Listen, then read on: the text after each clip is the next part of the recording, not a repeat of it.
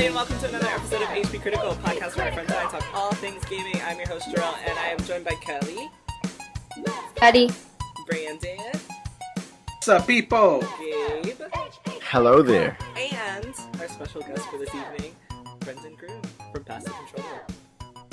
How are you? I'm so happy to be here. I know we had talked a while ago about doing something, and I'm happy that that day has finally come. I'm very excited. It was, I think, in like March of last year, or like May of last year. It's been almost a year, yeah. Oh my god, I didn't realize how long this has been in the works. Damn. But it's because, so I have to have him on one of our podcasts where we go like a deep dive into a franchise where people explain to me what the fuck things are, right? So like we were just done the Kingdom Hearts one, and I was like, I need this guy on. But then I was like, I also want him to come on and talk gaming news with us because I am a fan of Pass the Controller, actually. So I was like, it'd be really cool to have him on like a regular episode. And so finally I was like, I'm having all these people. I have like an empty spot. Like, Brendan, are you available? And he was like, Absolutely. Let me check my calendar. And he was like, yes. And I was like, great.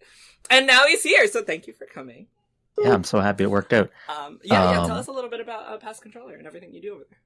Yeah, so basically Pass the Controller, our main thing, we're a weekly podcast where we talk about everything under the video game and nerd culture sun. It's me and a couple of friends that I grew up with who are all pretty intertwined into the culture. So we kind of just talk about everything. Usually everyone makes fun of me a lot because that's just who I am, the person that gets made fun of. But on our website, I also do like editorials and reviews and stuff. I play a lot of indie games, so I try to highlight and champion that type of stuff when I can. But yeah, that's the main stuff. And he has an awesome, I don't know if it's still for sale, but you have the Play More Indie shirts. Oh yeah, so I mean, we do have a merch store, so you can, if you want to wear a shirt or a mug with our logo on it or our Play More Indies shirt, you can definitely grab one of those if that's your thing. I love it. Literally every time I'm on Twitter, like you post a picture and it's like Play More Indies, and I'm like, I have to buy one of the shirts because I am also an Indies fan. So it's really great to see. I got to have you actually come back when we have a conversation about a Nintendo Indie showcase at some point. I'd love to. And then you and Brandon can geek out over everything that I don't understand. Because, That's how it goes sometimes. So before I go into new stuff, the first thing I want to ask you guys is a nice little introductory question, which is, when is the last time that you bought and played a game entirely through to its completion? 1. 2, was it a new game without reading, watching, or reviewing anything about it? So, 1, the first question is, when's the last time you played a game all the way through? Second question is, same as the first question, when's the first time you ever played a game all the way through without learning anything about it beforehand? Oh, I can go first because this one's easy because I literally finished streaming Bowser's Fury last night. So that would be the last one. I had bought 3D World. You, Jarrell, Gabe, and Chrissy, all 4 of us, we did the 3D World together all the way to Champions Road. And then I just finished streaming Bowser's Fury, and that was a lot of fun. So yeah, that would be the last one. I bought that in February when it came out and just finished it all the way through. 100% both games. Did you know anything about it beforehand? Oh, I knew everything about that game beforehand. Okay. So if we're talking about a game that I knew nothing about before I bought it, that literally goes all the way back to 2016. Okay, but I haven't finished that one. That game was Digimon Stories. I didn't finish it. No, I don't have a category for a game that I knew nothing about and finished all the way through, unfortunately. Does anybody have one? Of what? Like, I have one of either question, but I don't have one of both questions combined. Does anyone have a game of both questions, like that you finished from start to finish without knowing anything about? Okay, hold on. Well, when you say without knowing anything about, do you mean like not knowing the franchise or just not knowing exactly what the game like has? I would say not knowing what the game has, like not watching any reviews for the game, not reading anything about the game. Oh, fuck yeah, I have some for those. Kelly was gonna go, so I'll let Kelly go. That was what I did with the Medium, which I wrote a review about. Yeah, so I knew that it was about like a haunted hotel. Cause I mean, why would I have paid money for it? Which I didn't anyways. It was on Game Pass. I mean, you have to know like something about a game to buy it and play through it. Well, I mean, I guess I didn't buy it technically because it was on Game Pass, but I did pay for Game Pass. But yeah, I didn't read any reviews or anything about it.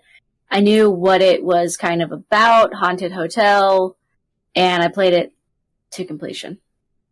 Easy peasy. My answer was Kingdom Hearts, the first one. I actually knew nothing about it. I saw it at like Target on sale. How long ago was that? A long ass time ago. I saw it on Target on sale when I was a wee lad, and I was like, I told my sister, I was like, buy this for me. And she was like, oh my god, you're so annoying.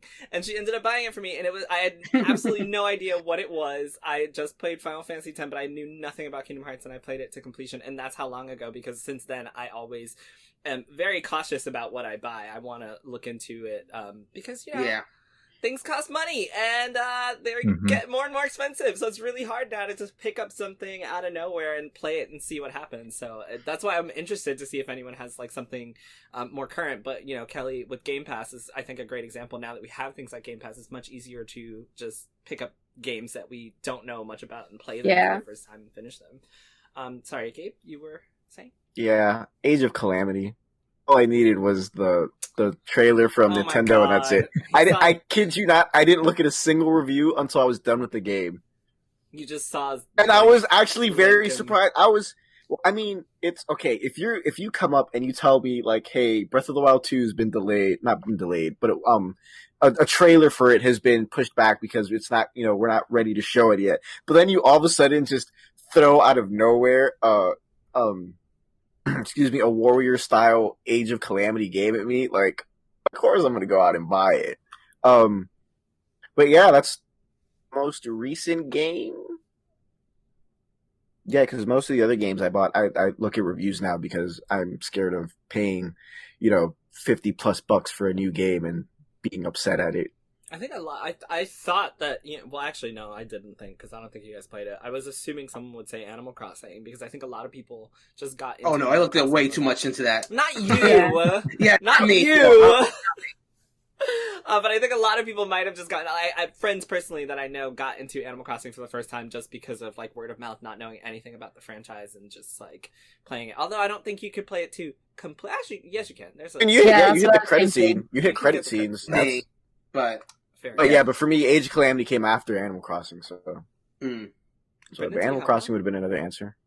I didn't know shit about it. I mean, except that Tom Nook's a fucking okay. he's a robber disguised as a businessman. He's really not. I think he's a real. I'm not going to defend him right now because we have a lot to talk about, but I'm sure that Brendan feels the same way I do, that Tom Nook is, he is seen as the bad guy, and he's really not. He's actually a pretty decent lender, I think. And I mean, yeah, I agree with that. He's wearing a Animal Crossing top, which he, best dressed. So I can, I can't, just kidding, Kelly's beautiful. Honestly, we're all wearing cool stuff, so I can't even say that, but he's the guest, so I gotta make him feel good. I chose right. I almost wore a Pikachu shirt today, so I'm glad I didn't. Because I just threw this on, actually, so I wasn't wearing anything cool, so. But yeah, do you have a video game that you didn't know about that you played to completion? It's tough. I probably definitely do from when I was younger, but like in the last long time that I can think of, probably not. Like Kelly said, I mean, there's a lot of stuff I play on Game Pass that I'm just like, oh, I'll check this out because it's here. I don't finish everything, but I definitely play a lot of stuff on there just to kind of check it out. I guess the most recent thing that I didn't pay for, but I got and played through completion, was Emily is Away 3, which I don't know if anyone is familiar with either of those previous games or the new game. I'm not familiar with 3, but I had heard of the game before. Never played it, though.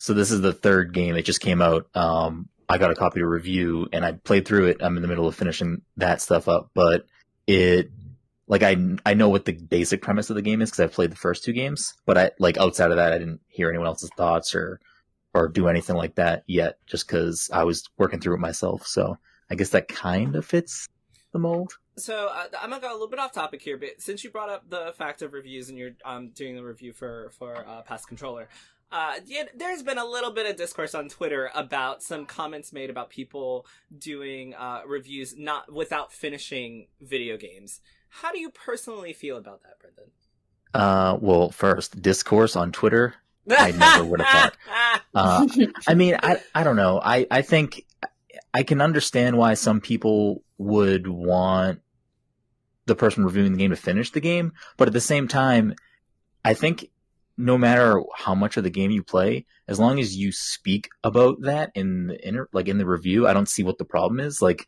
if you didn't finish the game, there's a reason for it, and if you kind of walk through that and explain that, I don't have a problem with that. If you want to find someone's opinion that they've played through the whole game, then you can find that, I'm sure, somewhere. So like there's so many people out there reviewing everything. I don't see really why it's even a hot topic. I guess if it was a scenario where someone reviewed something and didn't reveal that they maybe didn't finish the game or something, and that was relevant to their review, maybe that's a little bit like, all right, I don't trust that person's opinion anymore.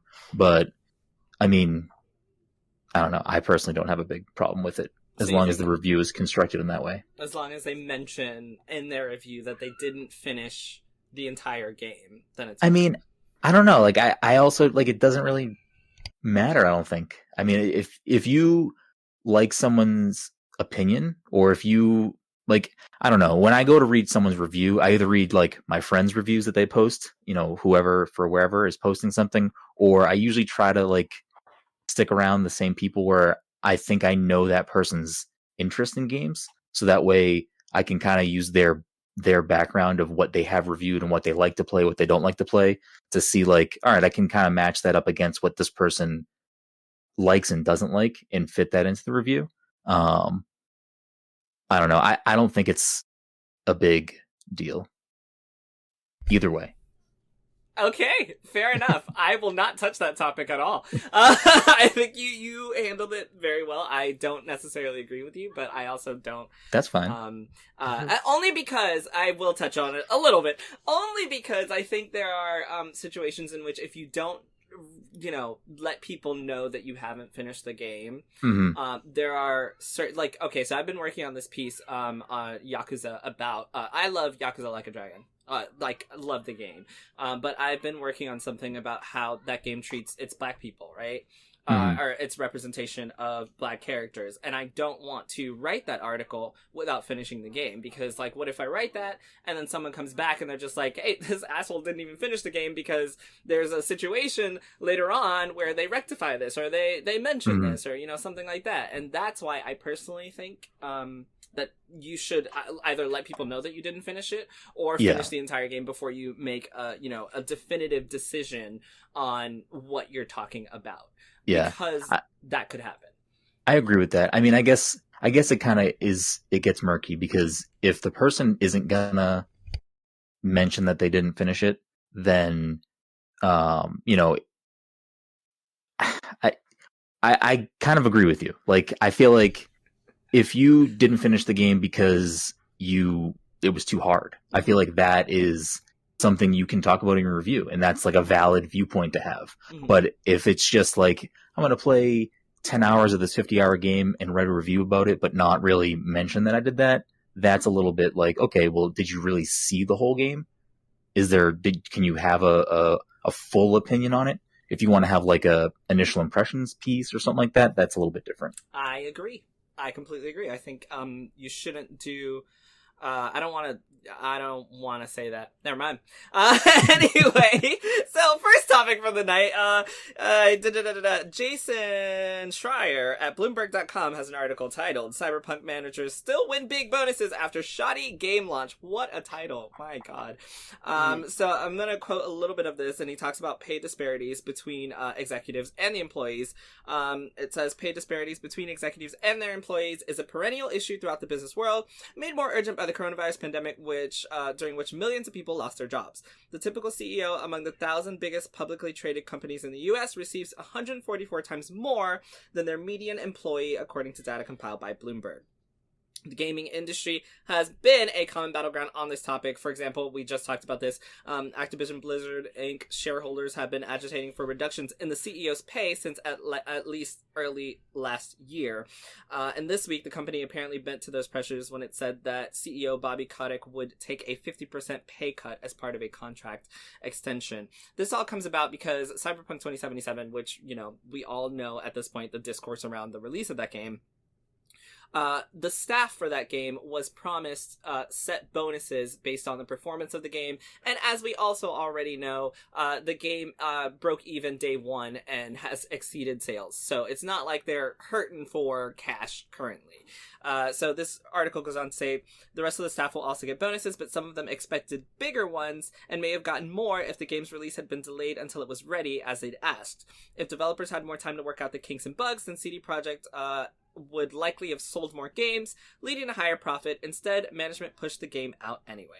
So, my question for you guys is, knowing the situation with Cyberpunk, knowing everything that's happened, knowing that they were promised, you know, raises, and they had to do all this overtime and working outside of normal hours, and the game is sold, do you guys think it's fair to assume, first of all, do you think it's fair for employees to assume that had they shipped a proper game, there would be more money, number one? Number two, do you think it's okay for the higher-ups to get paid much more than the developers that worked on the game in this situation, knowing that those developers asked them to hold the game off? Or at least just your general thoughts on this story. I'll go first, I guess. Okay.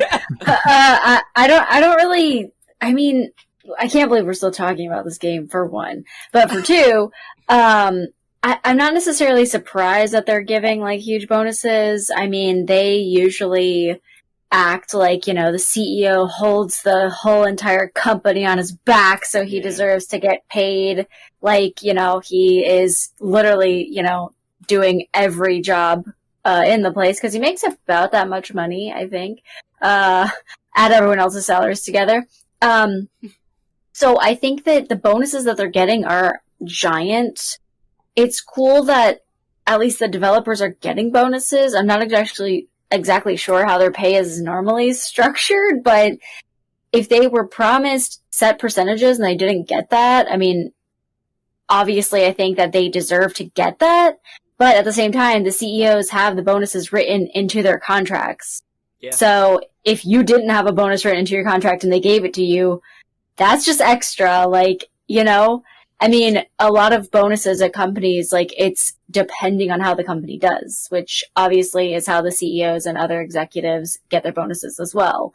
It sucks that it's not more. We had talked about this. We kind of thought this might happen. Yeah, because we said they probably aren't going to do what they promised. But they did. They gave bonuses, right? Mm-hmm. But they probably could have been more. But then now the game is, like, out. Like, they would have had to keep working on it. I mean, I guess you still technically have to keep working on it for updates and stuff. Sure, but you don't have to work on it as much. Like, like, they were still developing, so they'd still be spending their time working on it. So I think you just got the bonus a little bit early. It might have been a little bit less. So I will say that this article does also say that some employees told Bloomberg that they will receive profit-sharing bonuses of about $5,000 to $9,000, while other more senior employees said they will get closer to $15,000 to $20,000. Managers and directors will likely receive much higher bonuses. The spokesperson for the company said that they had allocated a total of $29.8 million to 865 employees for an average about $34,000 each, which, like, if there's an average of about 34,000 each, and I'm getting 5,000, and I worked on this game as long as everyone else, I'll be a little pissed off. Like, yeah, I can see that for sure. Yeah. So that's just to give you a little more insight into the situation. Did anybody else want to touch on this one before I move on? Yeah. I just hope that Cyberpunk is out of the news after this going forward. Like, it's been enough at this point. Right. Yeah, they've been epically pwned. I just think it's so crazy that this game is still, I think it's still not available to buy on the PlayStation Network, and they still don't have a next gen version. So it's like, y'all are still working after how many, like 8 years of delays or some shit, and like 7 months of delays. I don't know. It was delayed so long, and they're still working on it, and it's still not ready. Like, y'all were not ready for another couple of years at this point. Like, how did this happen? I don't know. But as we all know, HP Critical is all about diversity, so I want to talk about this article. Okay. Titled, "Sorry, Your Cis White Woman Protagonist Isn't Progressive" by Ash Parrish over at Kotaku.com. So the image for this article has Lady D from Resident Evil 7. I don't know the name of the character from Returnal. Does anybody know her name? It's Celine, but I don't remember her last name. Thank you. And I don't know is it Commander Shepard? Is that the character from Mass Effect? I've also never played Mass Effect. I'm sorry, guys. I will be playing it for the first time when the Legendary Edition comes out, and I'm super excited for it. But I've actually never played the title before. So that's the title of this article by Ash Parrish over on Kotaku. I'm going to read a little bit about it, and then I'm just going to ask you guys' opinions. Do you feel like, white woman protagonist isn't as progressive as what the progression is, or what we're trying to push as progression in video games now? So it says, "The future is bright for the current and upcoming crop of AAA releases. Reviews of Returnal are positive. Lady D, she wants Lady D to chase me around in Resident Evil Village. Rift Apart looks so sharp on the PS5 that it might become my first Ratchet & Clank experience. And you already know I'm going to be playing the shit out of Mass Effect Legendary Edition. Other people are excited for these games because in their eyes, these games speak to a welcome shift in video game culture, as every one of these titles either stars or prominently features women." Which, that's amazing. Let me stop right there, and just point out that she just mentioned like 4 or 5 AAA titles coming out in a very short time span that all prominently feature female characters. Maybe not as the main character, but they're definitely prominently featured in each game. Mm-hmm. So then she goes on to say, "But when I look at these games, my excitement dims into frustration, and like the tiniest drop of ink in a crystal clear glass of water begins to take over. Though these games star women, monstrous women, badass women, or furry women, all the women are white or voiced by white actresses, so I can't quite feel the same sea change as others might when they look at these games. Cis white women are a safe option. They're just as much the default as the white men they replace. When companies want to look progressive and inclusive, they hire white women. When video games similarly want to look progressive and inclusive, guess who gets put on the box? I'm reminded of BioWare's campaign to have players vote on what the default female Commander Shepard would look like for Mass Effect 3. I remember being crushed when my choices were blonde, brunette, redheaded, and 2 paper bag test passing, tan women. And yet, there was so much hype around this contest because fans were excited that BioWare was finally paying attention to their female main character. Unfortunately, it seems like whenever a game's protagonist can be customized, white passing women are the default." I am not going to continue. You should definitely check out the article on Kotaku. I think there are some very interesting points made. I'm pretty sure everybody already knows how I feel about this. How do you guys feel about this article in particular and, female representation in video games as a whole?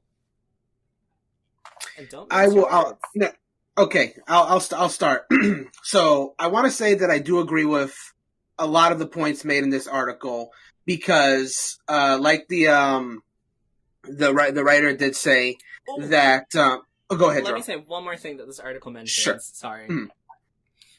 So the article also mentions Overwatch, and I'm going to quote this as well. It says, "Almost 5 years after its launch, Overwatch, a game in which its colorful, disabled, and queer characters are a large part of its appeal, still doesn't have a playable black woman yet. We know that Sojourn is coming in Overwatch 2. Yesterday, the Overwatch League announced an MMA-themed skin that features cornrows from one of its female characters. After seeing the skin, I joked that cornrows, a style worn and popularized by black women, got added to the game before there was even a black woman to wear them." I want to touch on that as well, so I wanted to bring that up, but sorry to interrupt you. Go ahead. Sure. No, you're good.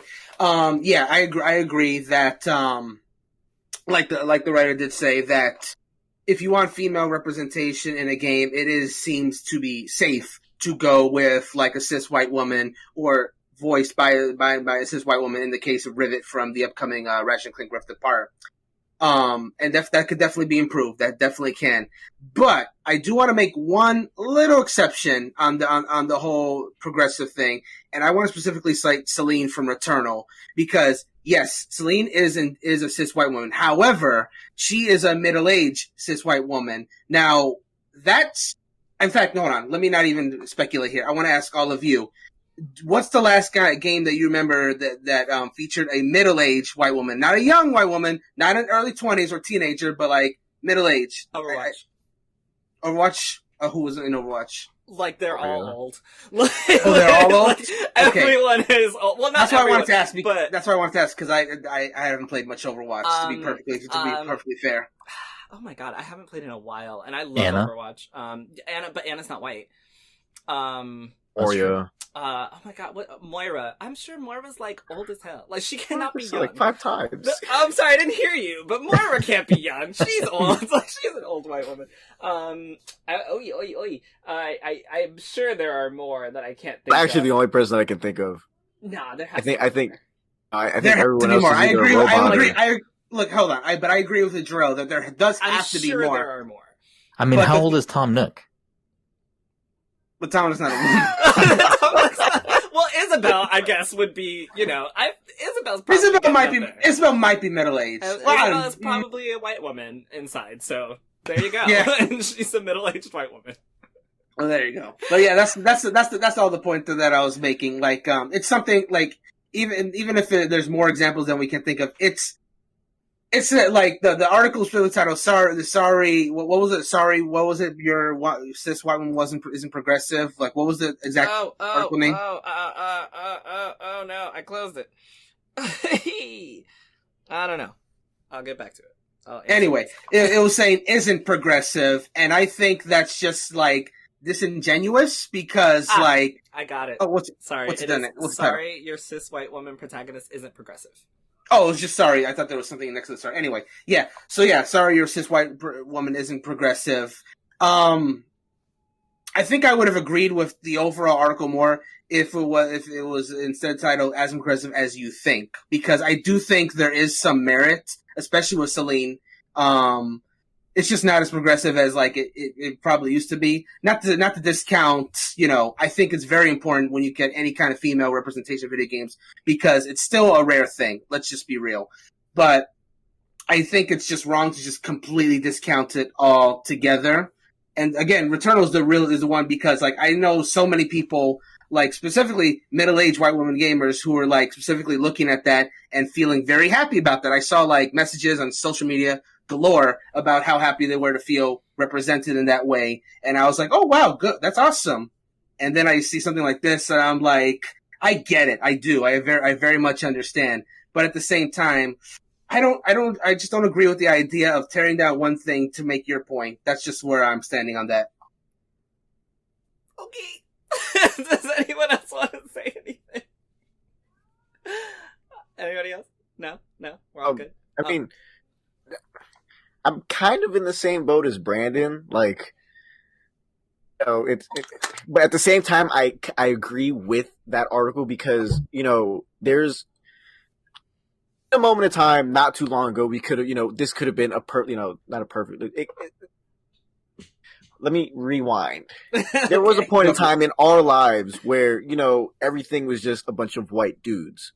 Yeah. And, the older we got, finally we started seeing, more women, taking the star role in things. But I think now at this point in time where, you have white women leading movies, leading shows and stuff, the one thing, and Joel, you hear me mention this all the time, I've talked to you about this, the one thing, like, if you're going to create a fictional world, why does it always have to be based on the same type of character? Mm-hmm. If you're creating a fictional world, you're creating a fake world, an imaginary world based on your thoughts. And, right, maybe, you don't see a black female lead, but it's not really a good look. And then we have, completely lost my train of thought again. Go me. But I lost my train of thought completely. This one actually derailed. Okay. I will interrupt for a second and say that I disagree, Brandon. I don't think that this is necessarily tearing down one group to talk about another. I don't see this article as doing that at all. I think that this is noting something. So I think that currently it's not progressive to see white women as the forefront of video games because, I mean, this article just mentioned 5 AAA games that are going to have white women in prominent positions in the video game. So at this point, and I think that I don't think that that necessarily is a bad thing. I think that now, knowing that it's not progressive anymore, that means that we have come to a point where it doesn't have to be progressive anymore because it's happening often enough. And I think that's great. So I think that when you look at the way that the article is written, it can sound like it's a negative thing, like it's not progressive, but I think it's positive that it's no longer progressive because that means we have enough of them. We have enough representation showing up in these places that it's not something that we have to like actively look for anymore. I have seen, I've seen white women and older white women in video games. I don't think I've seen one on the cover of a video game ever, which is great. I think that's a great demographic to explore. I agree with you there. But I obviously am not white, so I can't speak for white people, so I don't know how to phrase this properly. But so I'll say that if I see I think probably the most underrepresented demographic in video games is the Black woman. And just in general, like overarching every aspect of games, either in journalism and video games and streaming, what have you. It is probably the one that is most targeted as well. So when I saw this, article, I was like, that's so interesting. What an interesting way to word it. Like, this is not progressive. And I think when I am able to see a Black woman on the cover of a video game, a box art, then I would start to be like, okay, we're finally getting somewhere. But when I see this, I don't feel like we're, progressing enough because this is now kind of becoming the norm. And I completely agree that when companies want to be diverse, they just hire another white woman, and because it's easy to do. It's not something that's going to scare people away. And even then people still have issues. Obviously people still had issues with Ellie being on the cover of The Last of Us 2 because people are idiots. The whole Call of Duty controversy because there was a woman on the front, and these are white women. So imagine what would happen if they put a Black lady on the front. People would lose their fucking minds. So that's why I feel like it's not that progressive anymore. I completely agree. I feel like it's not that progressive anymore, and I feel like at this point, if you actually want to prove that you want to be progressive, add one of the people who never get to see themselves, right? I mean, if I ask you the top 5 video games that have Black females in them as a main part of the story, I'm sure that none of us could name more than 2, possibly. I don't know. I don't want to speak for you guys. Maybe you can. But aside from, I would give you, whenever someone talks diversity, I think one of my favorite things that I used to throw out was Overwatch, because I think Overwatch, in the beginning did a very good job with showing such a diverse cast. Even in, you mentioned age groups, they do it as well as, ethnicities, race, nationality, age demographics, it spans everything. And yet, what is that game missing? Black woman. The same fucking thing. That game is missing that one thing.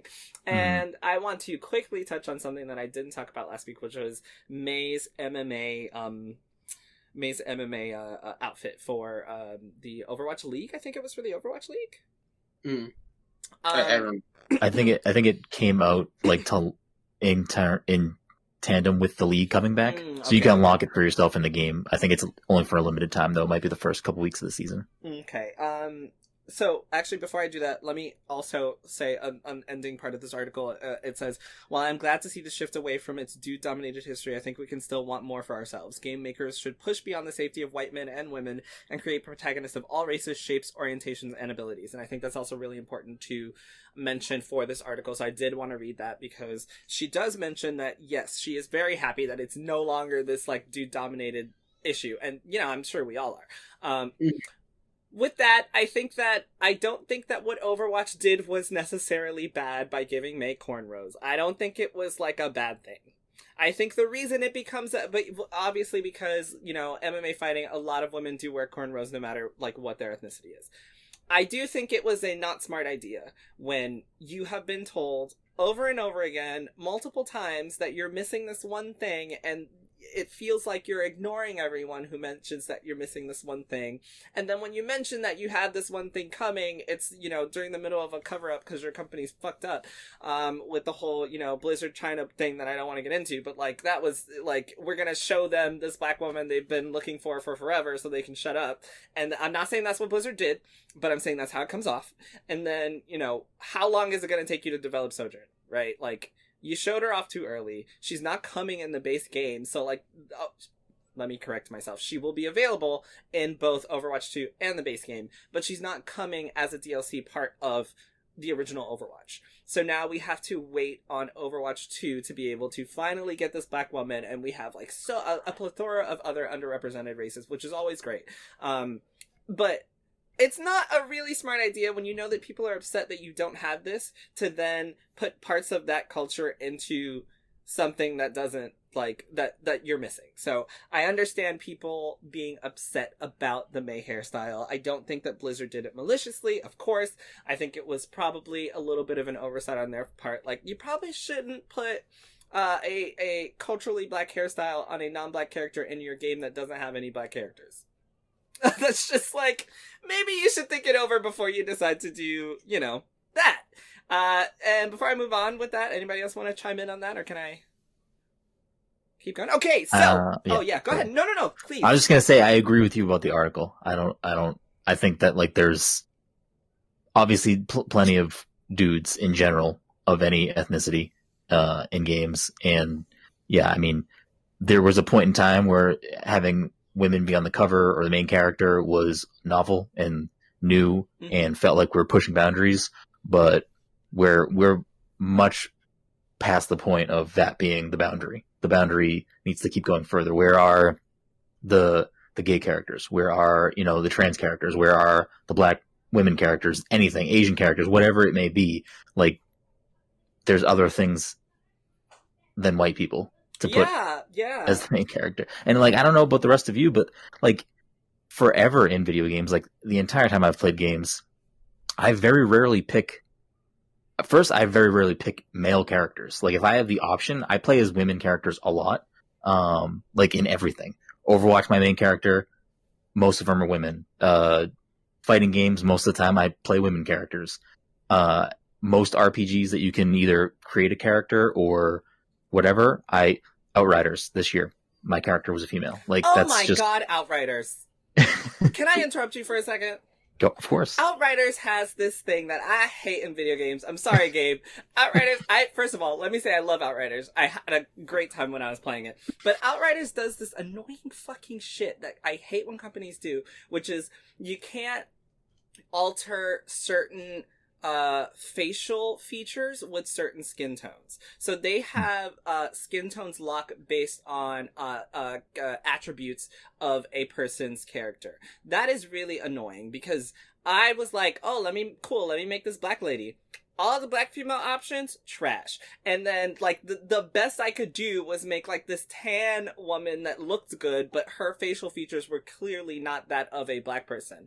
And I hate when video games tie skin color to physical attributes, because not all Asians look the same, not all black people look the same, you know, like, that is one of the most annoying things. And so my black guy is, like, tan because I wanted him to look hot, but, like, I didn't like some of the options, so now I can't even be the black dude I wanted to be so I could be cute. I'm sorry, that really bothers me in video games. I feel like if you're gonna give me choice, give me choice. Don't restrict my choices based on physical attributes, because then, you know, it's like I can't be the brown skin hot guy because the only good looking character is, like, the white guy, and he only goes to, like, 2 shades of tan. So now I'm stuck with this tan white guy facial feature dude with a weird haircut.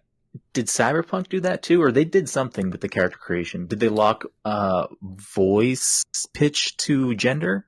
They did something. I can't remember. I think they did, but their intention was to allow people to be able to, and I'm speaking obviously on what I've heard. Like, I obviously don't work for CD Projekt Red, but their intention, as I understood it, was that you could have your character's physical attributes be whatever you wanted them to be, but they would tie your pronouns to the voice option. So that way, if you wanted to play a trans character, but you wanted them to be referred to as like if you had a character that presented as a woman, but you wanted them to be referred to rather as he or him, you would pick the male voice option, and then you would have that no matter what your outside looked like. I think that was their intention. But it didn't come off that way, and it didn't come off well, and I don't know enough about it to continue. Also, I'm so sorry I interrupted you. That just really annoyed me. Don't do that to your video games. Of course. No, I get it. Annoying, but sorry. I don't know what I was saying, but I agree with you. I'm sorry. More diversity, more inclusion. We're way past the point of needing to ask for that. You were saying that Outriders does a good job at something. Hopefully not what I just shit on them for. Oh no! I was just saying that I was thinking of recent games, like my character that I made in Outriders. I made a female character. Like I play as female characters more often, I think, than not when given the option. So I would love there to continue to be more options for who you play as. I think that's a wonderful decision. I used to always play as girls, but now I'm just trying to make hot dudes that I'd like to date. So the only time that the last game I can think of where I made a male character was Mass Effect. So when Mass Effect comes out next week again, probably gonna play it that way again. Really? But you most of the time, the other side?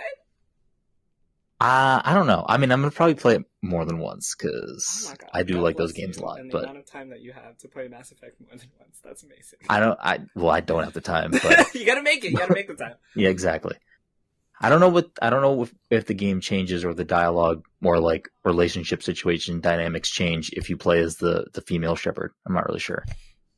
I'm playing it for the first time next week, so I'm jealous that you guys are playing it for the first time because I would love to. I would love to experience it for the first time again. It's really good. I liked it a lot.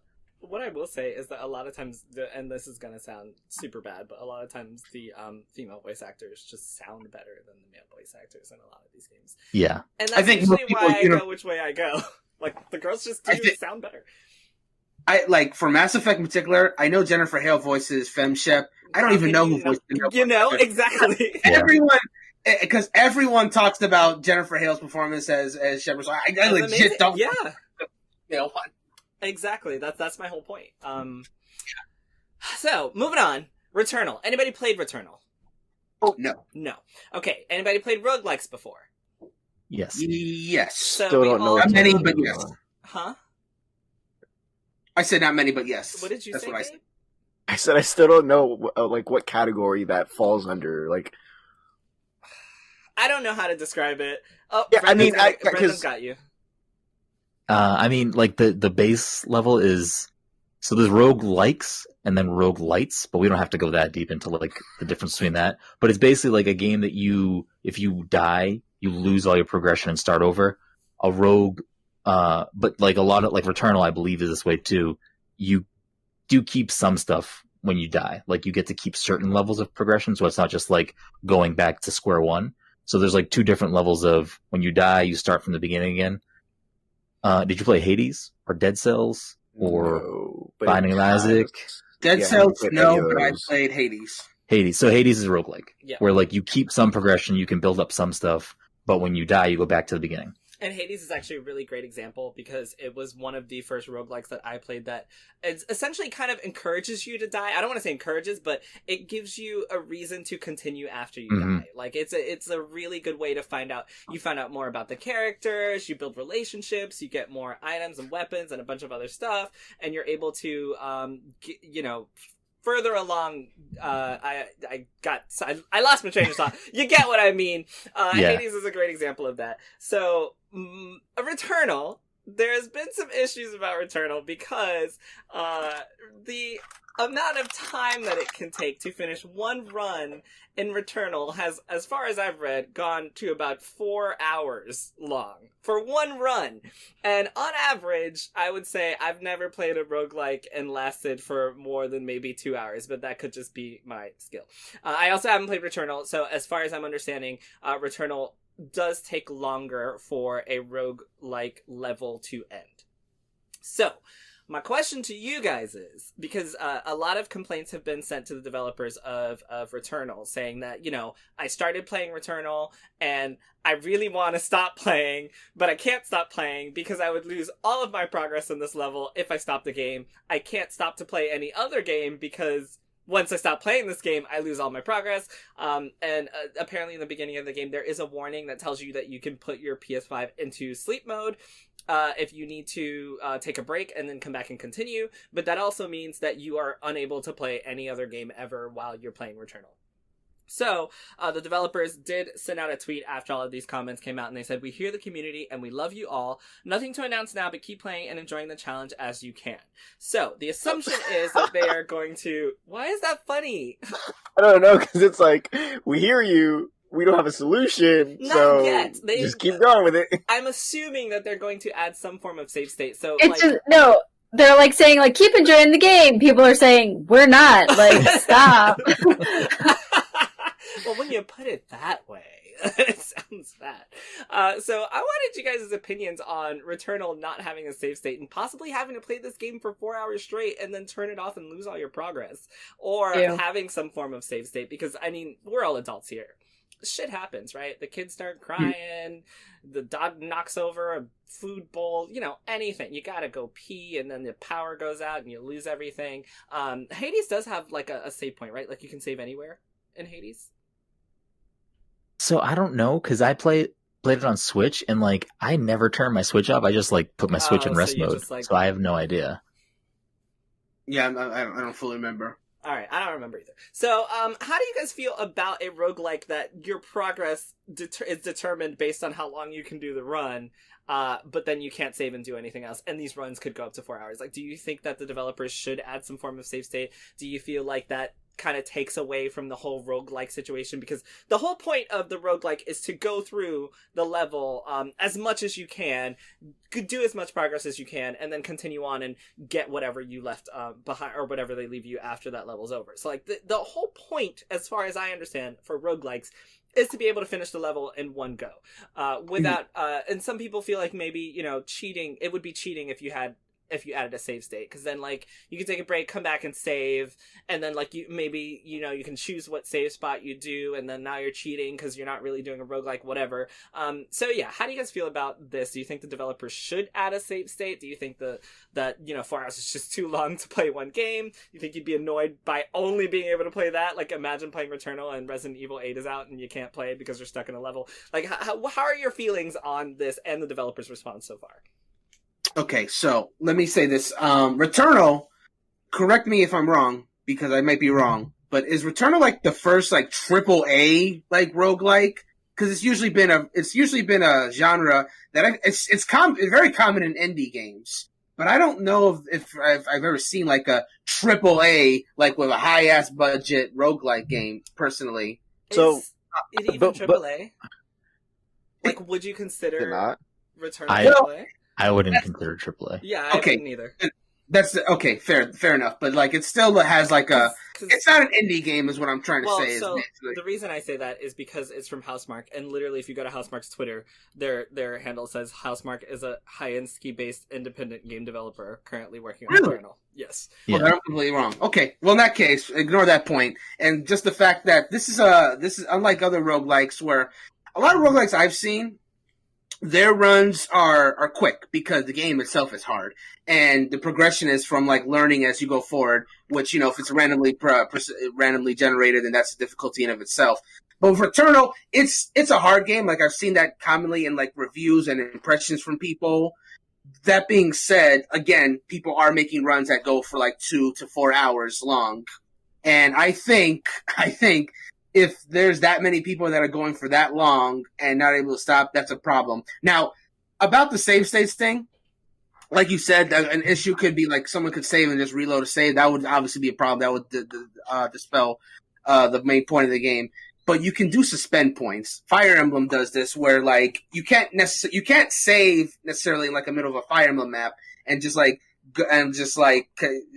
reload that particular point. You can reload from in between chapters. But when you're actually in the map, you can make suspend points. Like, I need to stop playing. I have something to do, or maybe I want to play something else for a little bit. You reload the suspend point. Once you reload it, that suspend point is gone. You can't use it again for that one time. I think that would be an easy fix to this problem, so people can't cheat their way to keep doing that same run over and over again and be able to do something else or play another game. I think that's as simple. Like, you don't need save state, just make suspend points. I think that'll solve all the problems. I feel like you're talking about me. I would totally do that. I just keep playing the same shit over and over until I beat it because I don't want to start over. But I don't like roguelikes. Sorry, Brendan. Well, I was just gonna say, like, I mean, it's not a game that you're playing against other people. So, like, if they did add save states and you wanted to save scum and, like, restart, like, it doesn't really matter. You know what I mean? Like, it doesn't matter. I mean, if you want the challenge and you don't want to play that way, like, I'm of the mindset that this is like a piece of bad game design where, like, I think the suspend point, if they really want to preserve this, it's very difficult. We don't want you to save.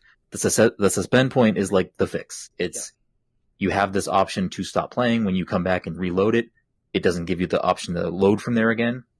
Sure, but in the same conversation, you'd have more people playing your game and more people enjoying your game if you gave the option of just being able to save. Because, like Jarrell said, it's not a game for him. But if it was a game where he could save and reload, then maybe all of a sudden it is a game for him. I don't know.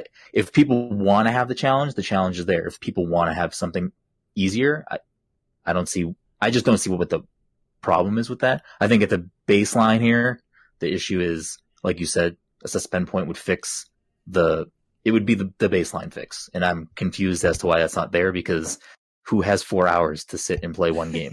Not everybody. Especially if you're, this game is rated M for mature. So, a large part of the audience is adult gamers. Exactly, yeah. Who are busy. I will say that I have always thought that the PS5 is better than the Series X for very specific things, like being able to play 120 frames per second and 4K. I know that Xbox can do, the PlayStation can't. But like the haptic feedback in the PS5 controller is still like next level to me, which is why I will always buy games on PS5 unless I have no money and then I get them on Game Pass. But PlayStation has that problem, right? So Xbox does have, the Series X and S does have the quick resume, so I can literally stop and play something else. Have I used it? No, I literally only play one game at a time. I don't this would know be the game. Why if people... this was on Xbox, this would be the game people exactly. would use. So I was like, wow, that's crazy, because this is the one time I would use quick resume so I could play more Yakuza and take a break from Returnal. But PlayStation doesn't give you that option, and I never ever thought, why would I ever play more than one game at a time? Like, I can only concentrate on one thing. This would be the reason why. So apparently Xbox just needs to make a game like Returnal so I can play more on my Xbox. Oh my god, can you imagine if Against All Odds Returnal made an Xbox port, if they just made a game like that on Xbox and it says quick resume. You got quick resume, so play it on Xbox. Yeah. It just, oh man. But I've heard such great things about the game. I wanted it. I was gonna buy it. And then I read 4-hour runs, and I was like, there is no fucking way I am about to sit at my screen for 4 hours to play one run of a single game. There's absolutely no way. So there was, actually before, this was my first time ever playing Dark Souls, the original one. So I didn't know, everyone knows Dark Souls, you get to the bonfire and you rest. I didn't know that you could save in between the game. Like, you can go to a bonfire and you can take a couple of steps, or you can be like you can actually be in the middle of a fight, and if you go to the not the pause menu, but you go to the options menu, there's a part that says exit game, and when it exits, it says save game and exit. I didn't know that. I thought that was just exiting the game. So you just played it like a roguelike? Yes, actually, I played the first Dark Souls from bonfire to bonfire, and the other thing about Dark Souls is they don't tell you where the bonfires are all the time, so you'll run by them sometimes. So my first playthrough, I actually remember this very vividly because I was a college freshman. I finally had my own little laptop that could run a game, so I'm like, yeah, I'm gonna get Dark Souls. I hear everyone talking about that. It seems like a really cool game. I hated that game because I didn't know I could save. You played on extra hard mode. Like, clearly, I really did for no reason. And also, this was the Prepare to Die edition, which it's right there in the name. The difficulty's already ramped up. So I played it from bonfire to bonfire, and there was a certain part where I couldn't get past, and I was like, this game fucking sucks. This game needs, like, better saving or whatever, because I don't think the original Dark Souls had autosave. So, like, I was like, this game's fucking garbage, whatever, blah, so I stopped playing it. Then I finally saw someone on YouTube play it, and I saw them... I think they messed up, because it was one of the speedrunners, and I saw they messed up, and they exited game. It saved it. It said saving game. I'm like, wait a minute, what was that? So I went back, I looked at the video again, and it said save game. I was like, you can save the game? Excuse me. So I went, and I finally booted up Dark Souls again after 3 years, and I was like, I don't think that, like, I think that was like a mod or something, because I was into... A save game mod. Yeah, so I went, I mean, hey, you never know. So I went and I looked, and you could save the game, and that instantly made Dark Souls 1,000 times better for me. Like, I didn't ask anyone here, I talk about Dark Souls almost every week, because it's one of my favorite series ever. I feel like, yeah, you know, you want your game to be difficult, so having that 4-hour playthrough for one sitting seems like a good thing, but also giving players the ability to save a game in the middle of their run, you know, again, it has its benefits. They can turn the game off to go do something else. They could turn the game, they could, whatever. Those are all the other benefits we already talked about. So I feel like that's definitely an update they should be working on quicker than most. Again, like their response, like, hey, we hear your complaints, but what do you want them to have said? That's just like, kinda... I don't understand. I feel like what they said it would have been... I feel like they should have, you know, specifically said, we're working on making, you know, again, not necessarily a save point, maybe a suspend point, something, but just telling people, like, yeah, we heard what you said, but, you know, keep playing your game and have fun. That doesn't really, I don't know, to me, that doesn't really seem like you're working on anything. That's like, what was it, Dead by Daylight, talking about the colorblind option. Oh, have we heard anything from that since then? No. Okay, so I think this was literally just like... But oh, go ahead. Sorry.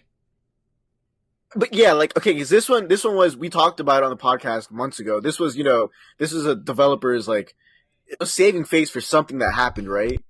Something happened, and they went along and they tweeted out, like, oh yeah, here, we're working on this, and then they showed some pretty convincing screenshots of the game with the colorblind option turned on. I guess, Jarrell, you can say what you were going to say now.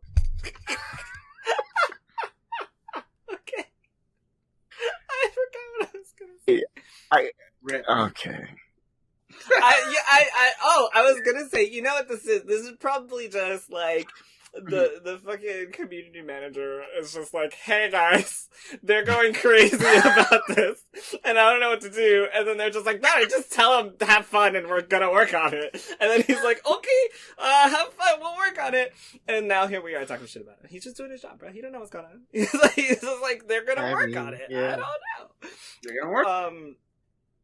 Yeah, no, in their defense, I don't think that they intended for people to have 4-hour runs, right? Like, I would be the asshole who's playing this game for 4 hours because I suck. And then I'd be the one that goes on to Reddit and I'm like, this game sucks, I can't pause, I don't know what to do. But I don't think they intended for the game to have 4-hour runs, so I don't think this is something that they probably foresaw, is what I'll say. Like, I think that, you know, as developers, they probably played this game a ton, right? And so you get used to the runs and how they're supposed to go, and now you're speed running because you made the fucking game.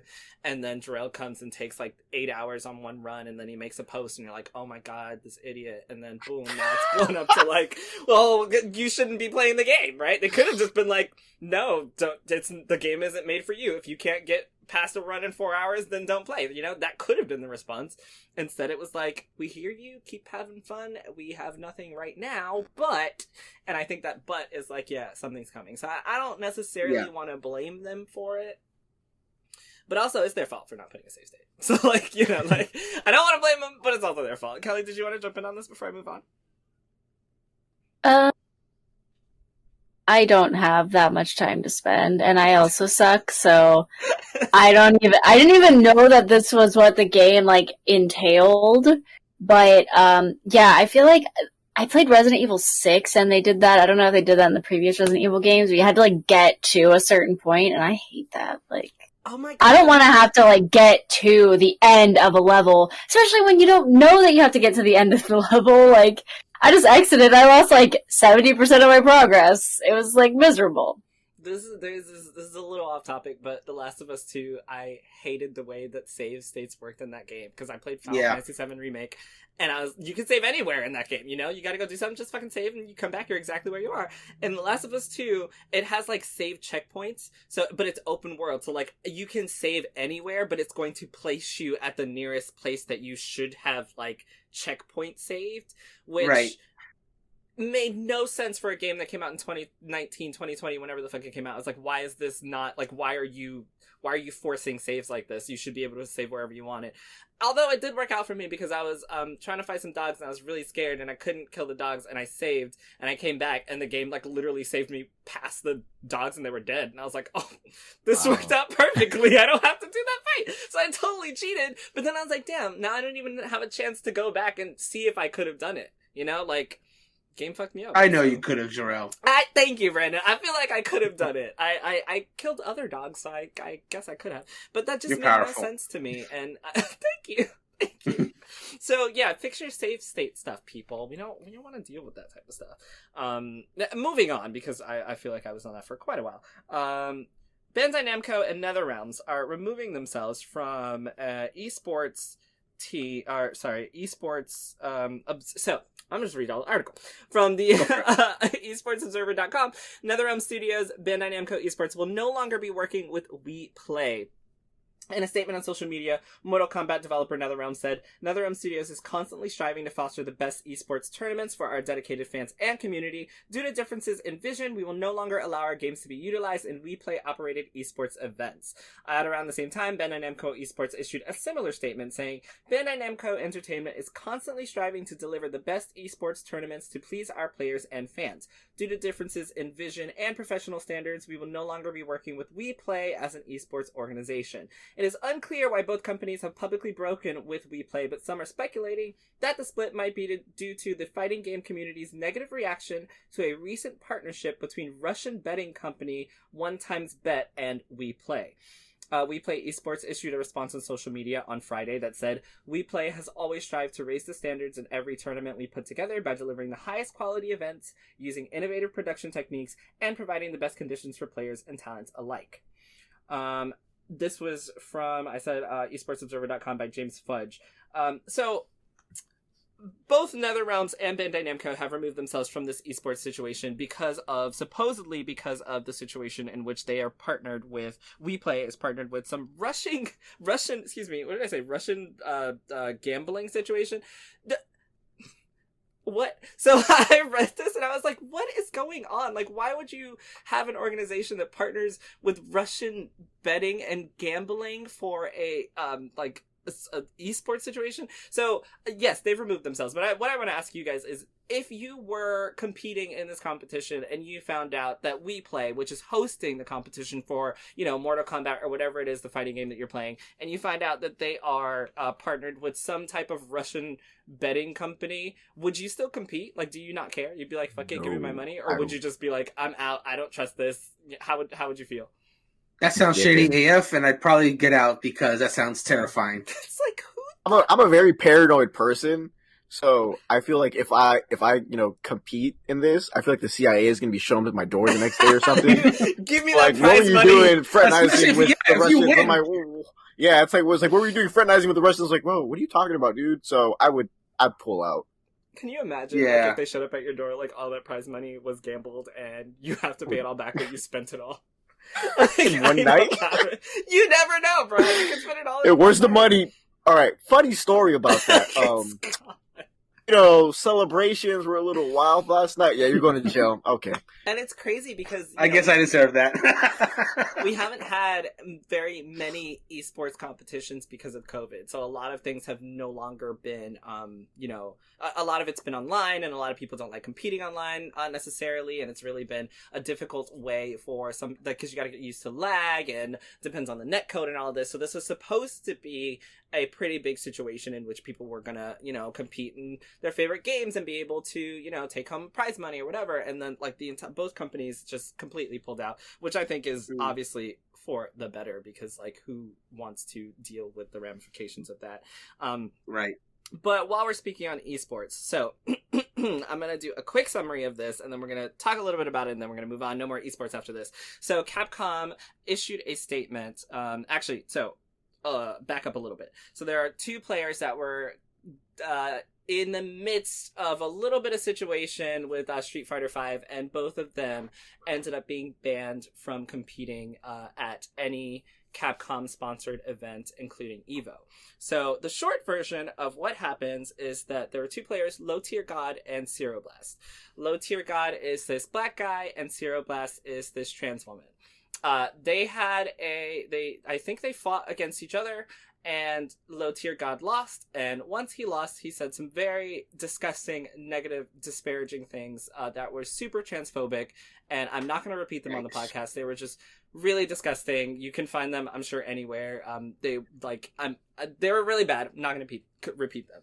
So Ceroblast, I believe, ended up reporting what Low Tier God said.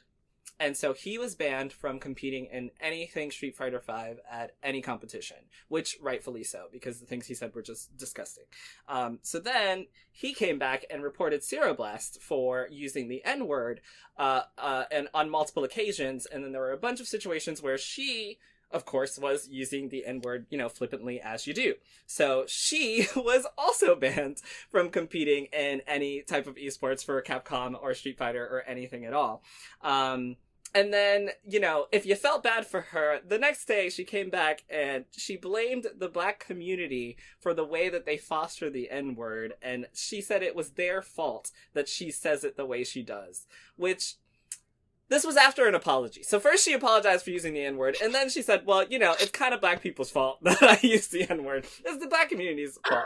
Which, you know, got her in even a much worse situation than she was by just saying the word, because now she's blaming the black people for her saying it. Whatever. So she was banned. Recently, Capcom came forward and said that they have made the decision to lift the Capcom Pro Tour suspension of the player known as Ceroblast.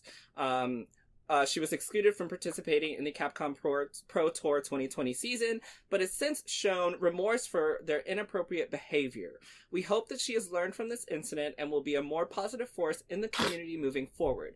If any future violations occur, Capcom will permanently ban Ceroblast from all Capcom events. Capcom is continually evaluating all players that have received bans and will periodically lift bans on a case-by-case basis. So, having a little bit of the background without having to do all the research about everything that was said, how do you guys feel about Capcom going on an individual basis and lifting bans after people say and do bad things? Do you think that companies should be doing this? Should they be, you know, monitoring these players, seeing whether they actually feel remorseful and they should lift the ban? Or do you think that depending on what you say and do, bans should be permanent? And then another discourse that's come from this, or people are asking, you know, what happened to Low Tier God because of all the disgusting things that he said. But Ceroblast is being able to compete again, and as of right now, he's not able to compete again. Now, I will say that I don't think he's shown remorse for anything he said, or at least as far as I've seen, I have not seen him give a fuck. But also, I personally haven't seen Ceroblast do or say anything aside from blaming black people for using the N-word since then. Like, I don't know what she's done to be able to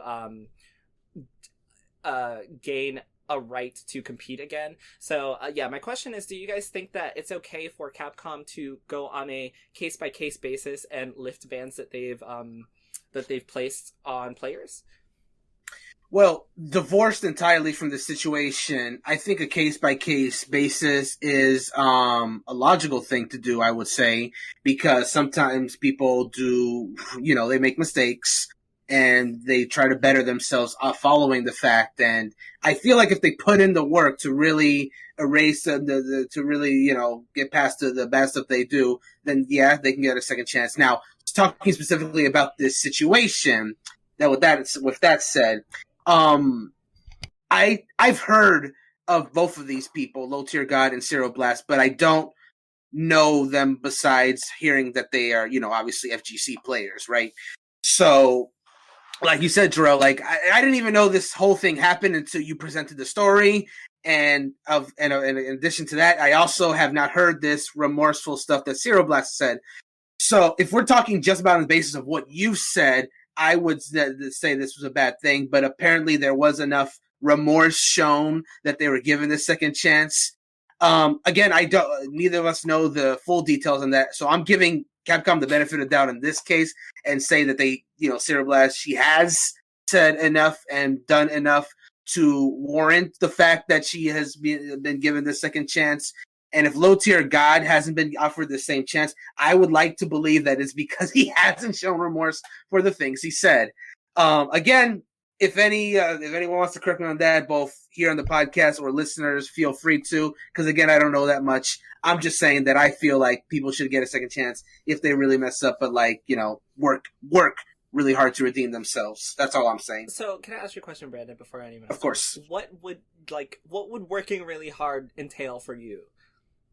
That's something that takes time. That's not something you do in like a day. That's not something you do in a month. That's not something you do in several months. If it's like really bad, you have to really show, like, not only, like, apology is not enough, especially for something like this. You have to, like, go out of your way to show that you're not that person that said those comments. You have to show that the person that said that was, like, either in a really dark spot that doesn't represent who that person is, which that really does take time. Or you have to go out of your way to really show improvement and like, I don't think there's a specific rule book on how to like show that, hey, I'm a different person now. All I can really say is that it really takes like time and, maybe a little bit of therapy if you said like something really bad to like really like figure out what the deep seated issue is that you would say such things. Mm-hmm. Like it doesn't happen overnight. It doesn't. An apology, no, and like especially like for both of them, quite frankly, they shouldn't say, I'm sorry, what I said. It doesn't, I don't care how long your twit longer is or how long it needs to be some time before you get just, let back in the community. You really have to work for it. That's all I can really say. I will say that I watched this play out like while it was happening because I happen to follow both of them, and I'm always rooting for everybody black. So I was like, yay! And then he said those things, and I was like, oh my god, ban him permanently. Like I have no remorse for his ban. Like after the things he said, I had absolutely no remorse for what he said, and I was like, you know what? The thing is, obviously, when you're playing video games, right, fighting games, there's a lot of shit talk going on. But we all know that there is a point that you don't cross when you're shit talking people. Exactly. I think that he 100% crossed it. So then I was like, you know what? Maybe she didn't say the N-word in the way that, like, I don't think she was saying it maliciously. Like, she shouldn't have said it anyway, but I don't think she was saying it maliciously. I don't know if she should be, removed. And then she was like, it's black people's fault. And I was like, well, there you fucking go. Like, I have there's no one I can, side with here at this point. And so to me, it's so interesting that, a year later, when there haven't been any events, right? So, like, we haven't had, like, any big offline events because of COVID. So, like, it's very interesting that Capcom has taken this case and, given her another chance at competing. And it's really hard to see what she's done to earn it. Now, I'm not saying that she hasn't.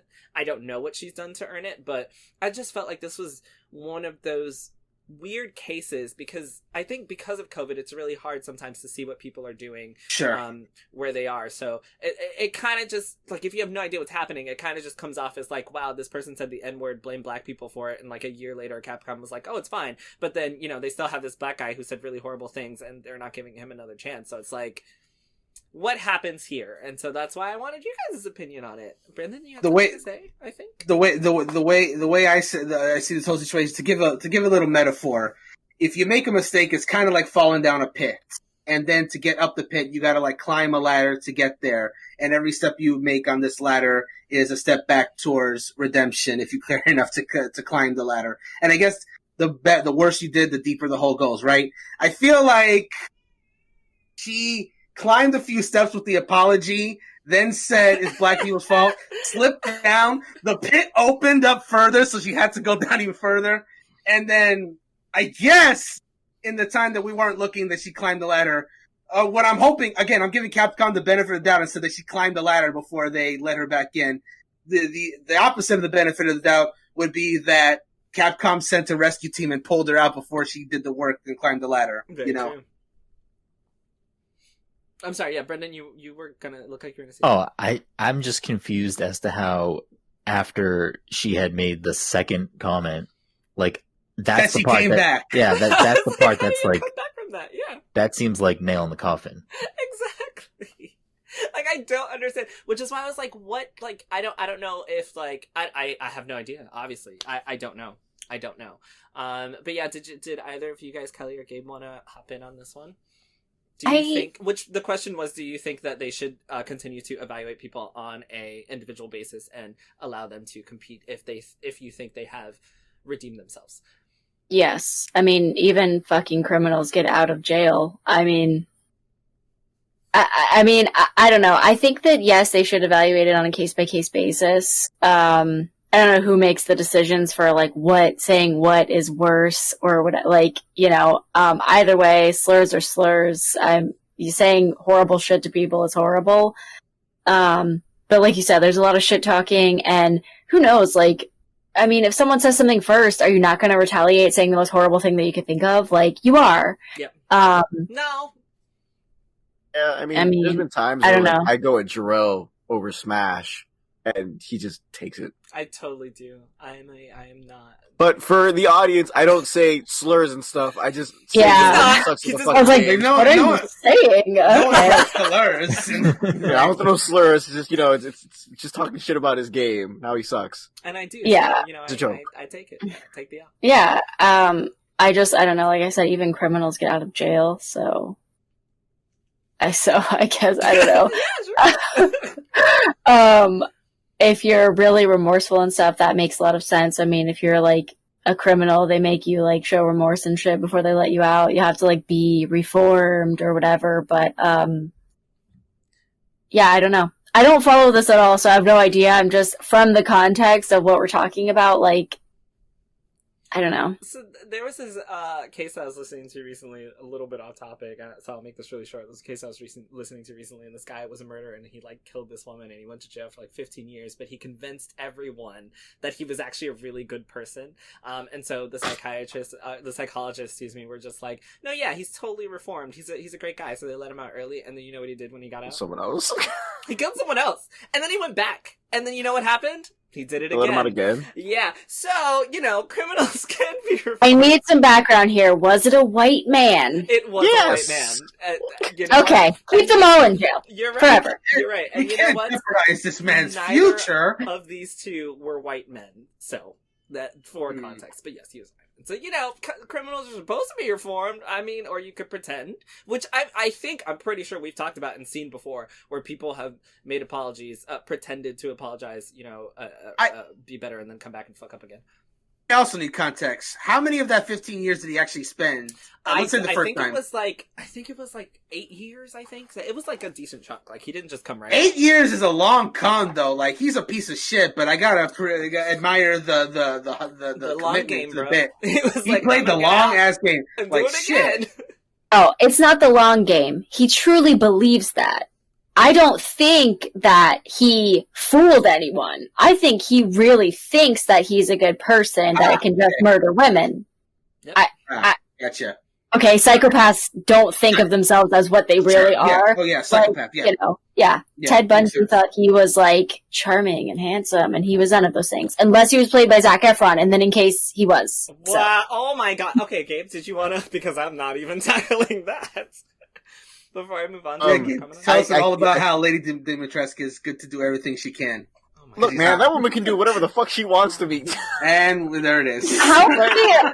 But going back to the actual topic, I do think,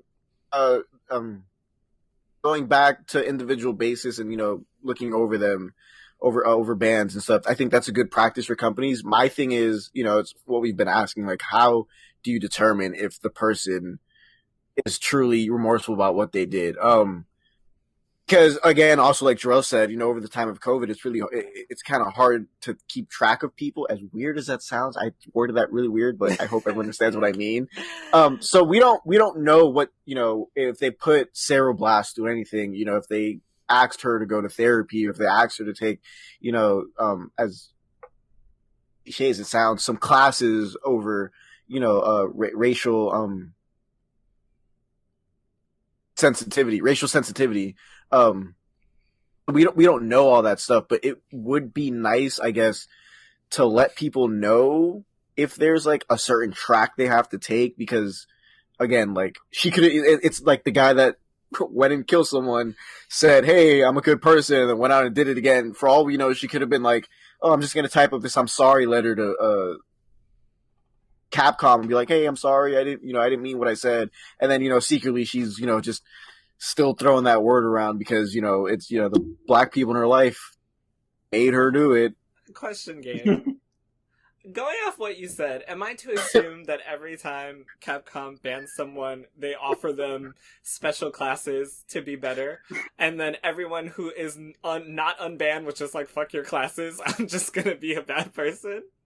But that's why I'm asking them, because we don't know what they do. It'd be nice to know what they do, because if that's the case, then like, I don't even think they do anything. Like, I feel like they don't. I genuinely feel like she was like, Capcom, I'm so sorry for, doing this to low tier God. Please take me back. I swear I'll be a better person. I feel like that's literally all it was. But, if there was the cases of the class, or if there was the cases of like, hey, we're going to give you the chance of going to therapy, and the person's like, no, then like, you 100% know there's like actually no remorse. Like ow. I just find it funny. The way like, reaching out. Hey, you want to go to class? You should probably take this class if you want to keep competing. The way you're describing Capcom doing the way you're describing Capcom doing this class, I'm just imagining like all the ne'er-do-wells who said like racial slurs. They're just sitting in a classroom, and then suddenly they just put on a video. Captain America walks in and is like, "So you said a racial slur in a tournament." Imagine, like, there's a bunch of, like, competitors in one room, like, you're all racist. Let's make that a non-issue. Yeah, what if it's like a passive-aggressive person that's just like, alright, when you want to stop saying racial slurs? So, I'm gonna move on from this one. I'm gonna just mention some things, and if you guys want to comment on it, go ahead, because we're running a little bit late. We got a lot of stuff to get to. So, Ubisoft hostage-taking hoax alleged suspect is a Rainbow Six Siege cheater. Not surprised. This is over at IGN.com by Joe Screbbles, and he said a suspect behind the Ubisoft Montreal hostage-taking hoax last year is allegedly an aggrieved Rainbow Six Siege cheater who reportedly called in multiple threats to the studio. The press reports that it has obtained court documents that point to a French citizen named Yanni Oahione, who has apparently been banned more than 80 times from Rainbow Six Siege for cheating. 80! I was like, how y'all didn't think it was him the first time? Like, you could just, like, practice a little. 80 times? Like, just do a couple scrims. Like, Jesus. Get better before you get banned. That should be get good. The new... Yeah. Oh, no. Who stole Pikachu from Ash this episode? Oh, but Ash is trash. Anybody want to comment on that situation before I move on? No, that's ridiculous. That's all I gotta say about that. I have nothing to say about that except for the fact that it's ridiculous. So, over at GameStop, in its battles against toxic behavior, Riot Games will roll out a feature that records the voice chat in Valorant. So I think we had a conversation on this podcast before about how trash Valorant, I think it was Kelly, right? You told us how trash Valorant...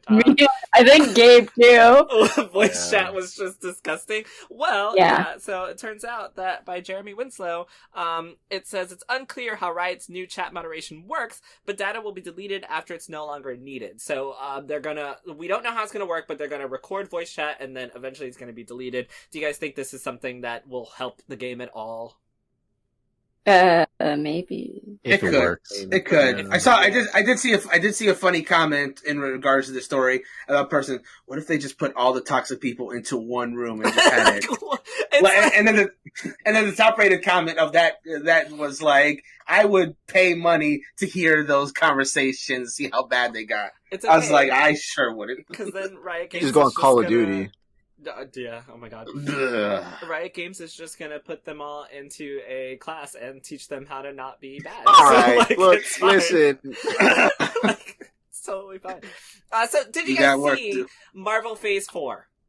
Yeah, I did. I sure did. All right, what are you Oh, most you excited mean when for? I cried Monday morning when I opened my phone? Yeah, why was That that was- video so emotional? I don't know because I didn't was- cry, so you guys are gonna have to explain to me why it's so emotional. But they revealed the Marvels, Wakanda Forever, Fantastic Four, and some more stuff. So, anything that stood out to you? How did you feel about it? Why were you crying? Are you a part of the Marvel universe? Tell me all your thoughts.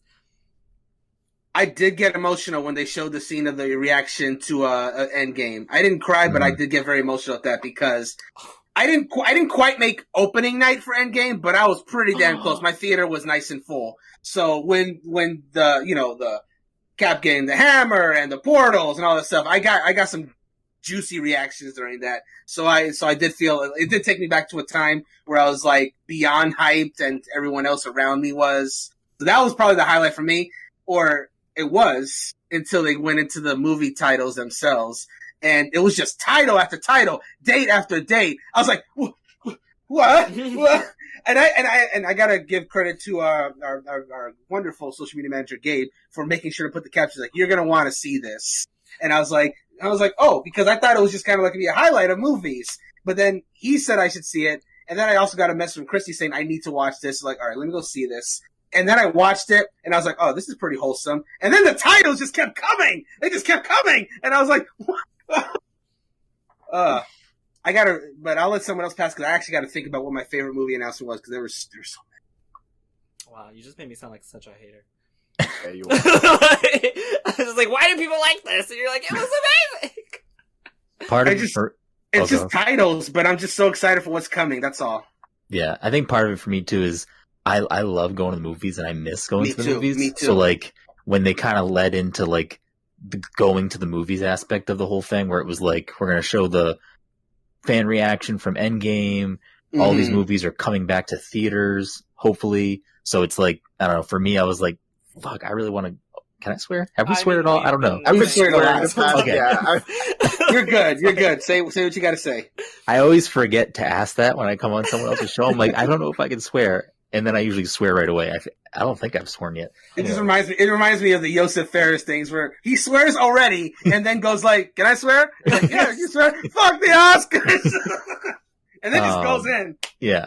I'm sorry. Yeah. Go on. No, it's fine. So yeah, the whole movie thing was great, and then like knowing that Black Panther 2 is a thing, then it gets a title, and then like immediately thinking of Chadwick, I'm like, Okay, that like hit me in the gut in the morning. Yeah, I don't know. That's why I was like emotionally charged about it. You know what? I see my problem. I skipped the beginning. and maybe don't do that. But it's because I didn't think that Endgame was as good of a movie as everyone was saying that it was. I thought it was really long for no reason. Anyway. I do have a question about that. Like, I think, well, I'm not going to comment on the length. That's a whole nother discussion. But I think, like, a large part of why Endgame was so impactful for a lot of people because it really was, like, the nice big season finale to, like, everything that had come before in terms of, like, the Marvel films. I feel like if you have been there since the beginning, it hits harder. Whereas if you maybe only saw, like, half or maybe at least a majority of them, it won't hit quite as hard. That's just my take, but continue. I mean, a lot of the characters that I liked were not in Endgame, and I don't like Captain America, but I like Thor, and I feel like they really tried him throughout that whole movie. And they did try him, though. Then they gave Captain America his hammer, and I was like, "Why?" And everybody else was like, "Oh my god!" I was like, "Oh, okay, this movie is so overrated."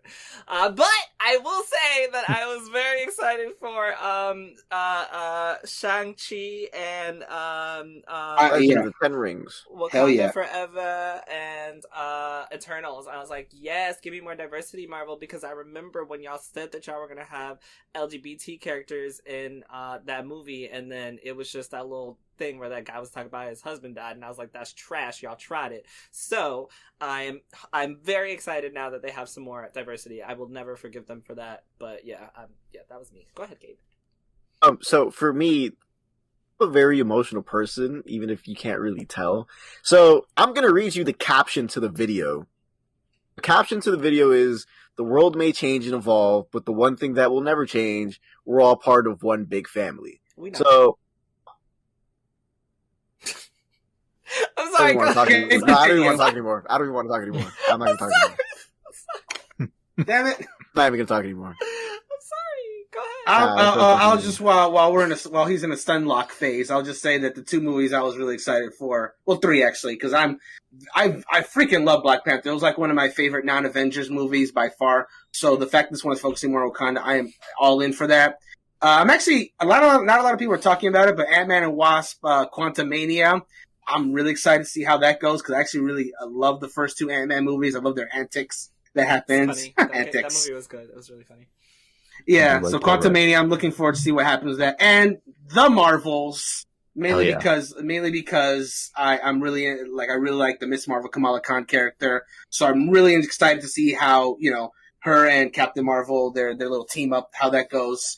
That's a really good title for it, by the way, The Marvels, as opposed to just Captain Marvel 2 or whatever they're going to call it. I love it. I think it's also supposed to have the superhero that got revealed in WandaVision. I forget. Monica Rambeau? Yeah, Monica Rambeau. Yes, I don't think they gave her a too. name in the show, but because she also ends up being the same name character in the comics. So I guess we're going to see what happens. Photon Rambo, I think, is her comic name. She moves into Captain Marvel. She eventually gets that name. Yeah. We did a whole thing about her on HPCritical's Twitter. Yeah. Actually, when we tweeted, I actually went because I got I think this is the 2020 edition or the 2019 edition of the Marvel Encyclopedia. I was like, because I don't remember her being in the first encyclopedia, and if she was like one of the small things, but like they actually gave her a whole section, and she moves into the name of Captain Marvel. I think she becomes the first Captain Marvel after the current Captain Marvel. That's the cool. first successor, I believe, before she becomes Photon. But yeah, seeing 3 diverse women is going to be great. I'm 100% sure that we're going to get the white woman on the cover. We just talked about this, but that's cool. I'm not hating. I really hope that because it's called the Marvel. Oh, go ahead. I was just gonna say, you could be right, but I'm really hoping because the movie is really called The Marvels, it really is Captain Marvel and Miss Marvel both on the front and center. Let's see how it goes. I think it'll have all 3 of them on the cover, or at least Miss Marvel and Captain Marvel, simply because the Marvel fan base is so toxic. It has so many toxic, trash, garbage humans in it that they hate Brie Larson. Exactly. Yeah. So I don't know. I could definitely see them just for that reason alone having multiple people on the front. Let's the be top real. billing. The Marvel's Avengers game is about Kamala Khan, and if you 100%. look at that game's marketing, she was nowhere to be found. Right. Mm-hmm. I can't even think of them showing her in any promotional thing aside from commercials. I don't think they showed her in any promotional things for that. So I would not be surprised because also Brie Larson is kind of the face of Captain Marvel, so of course she's going to be there. I would not be surprised if the other 2 got pushed back or were not in posters at all. Because that's how marketing works. Mm-hmm. I'm assuming Kelly does not give a shit about Marvel movies. Yep, see, I was right. So I've seen them, but I don't keep up with anything. So. That's okay. I mean, same. And that's why I'm happy that you guys were, though. I think I was really happy about the reaction that I was able to see. I'm just waiting for Blade and Eternals. Ooh, I'm looking forward to Blade too, because Blade as well, because they got Mahershala Ali as the new Blade, and then he is crisp. Yes, can't wait. So I'm all about that diversity on screen. Mm-hmm. I'm excited for Buff Kumail in Eternals. That I was like, he looks. Hello. The thing that I don't know what the future is going to be of the MCU, which is kind of why I'm really excited too, because we had the same people for 10 years, you know what I mean, and now it's all these different heroes. Some new characters. Yeah, all these new actors and actresses and stuff, and Kumail got fucking ripped. He is ripped. Good looking. There's no way that's for one movie. No way. Yeah, of course. You know what I mean? I mean, if it's Marvel, it could be for one movie. But I also agree with you that there's no way. Yeah, that's super jacked. He's crazy jacked. He is. I don't know. If I got a contract and they were like, "You're going to be in one Marvel film," I will make sure that I am the most jacked person in that film. Yeah, so that they ask me back. Did you see me in the movie? Best looking guy. Okay. I think I'm most excited for the diversity coming up in the Marvel universe. Yeah, because, for sure. I am so sick of seeing Scarlett Johansson in every movie. No offense, I know she's got a lot of fans. I'm sure Black Widow's fine, but I'm over her. Honestly, that's just my own little opinion. I think she's great, but It's time to move on. I'm over all that, so I'm really excited to see new, fresh, diverse characters that represent the Marvel universe a little bit more. Because the ones that we've seen for 10 years, who are they? What, Captain America, Hulk, Black Widow, Thor, who else? Iron Man. Hawkeye. Yeah, see, how many of them are? There's one lady. Well, no, Scarlet Witch as well. So there's like 2 women and a bunch of she came later. She came later. Yeah. Well, then there you go. Yeah, that's what I'm saying. Yeah, it started off not very diverse at all because it's one woman and like 5 dicks rolling around, white penises everywhere. Oh my god. Yeah. Green. Some of them are attached to Thor, though. So yeah.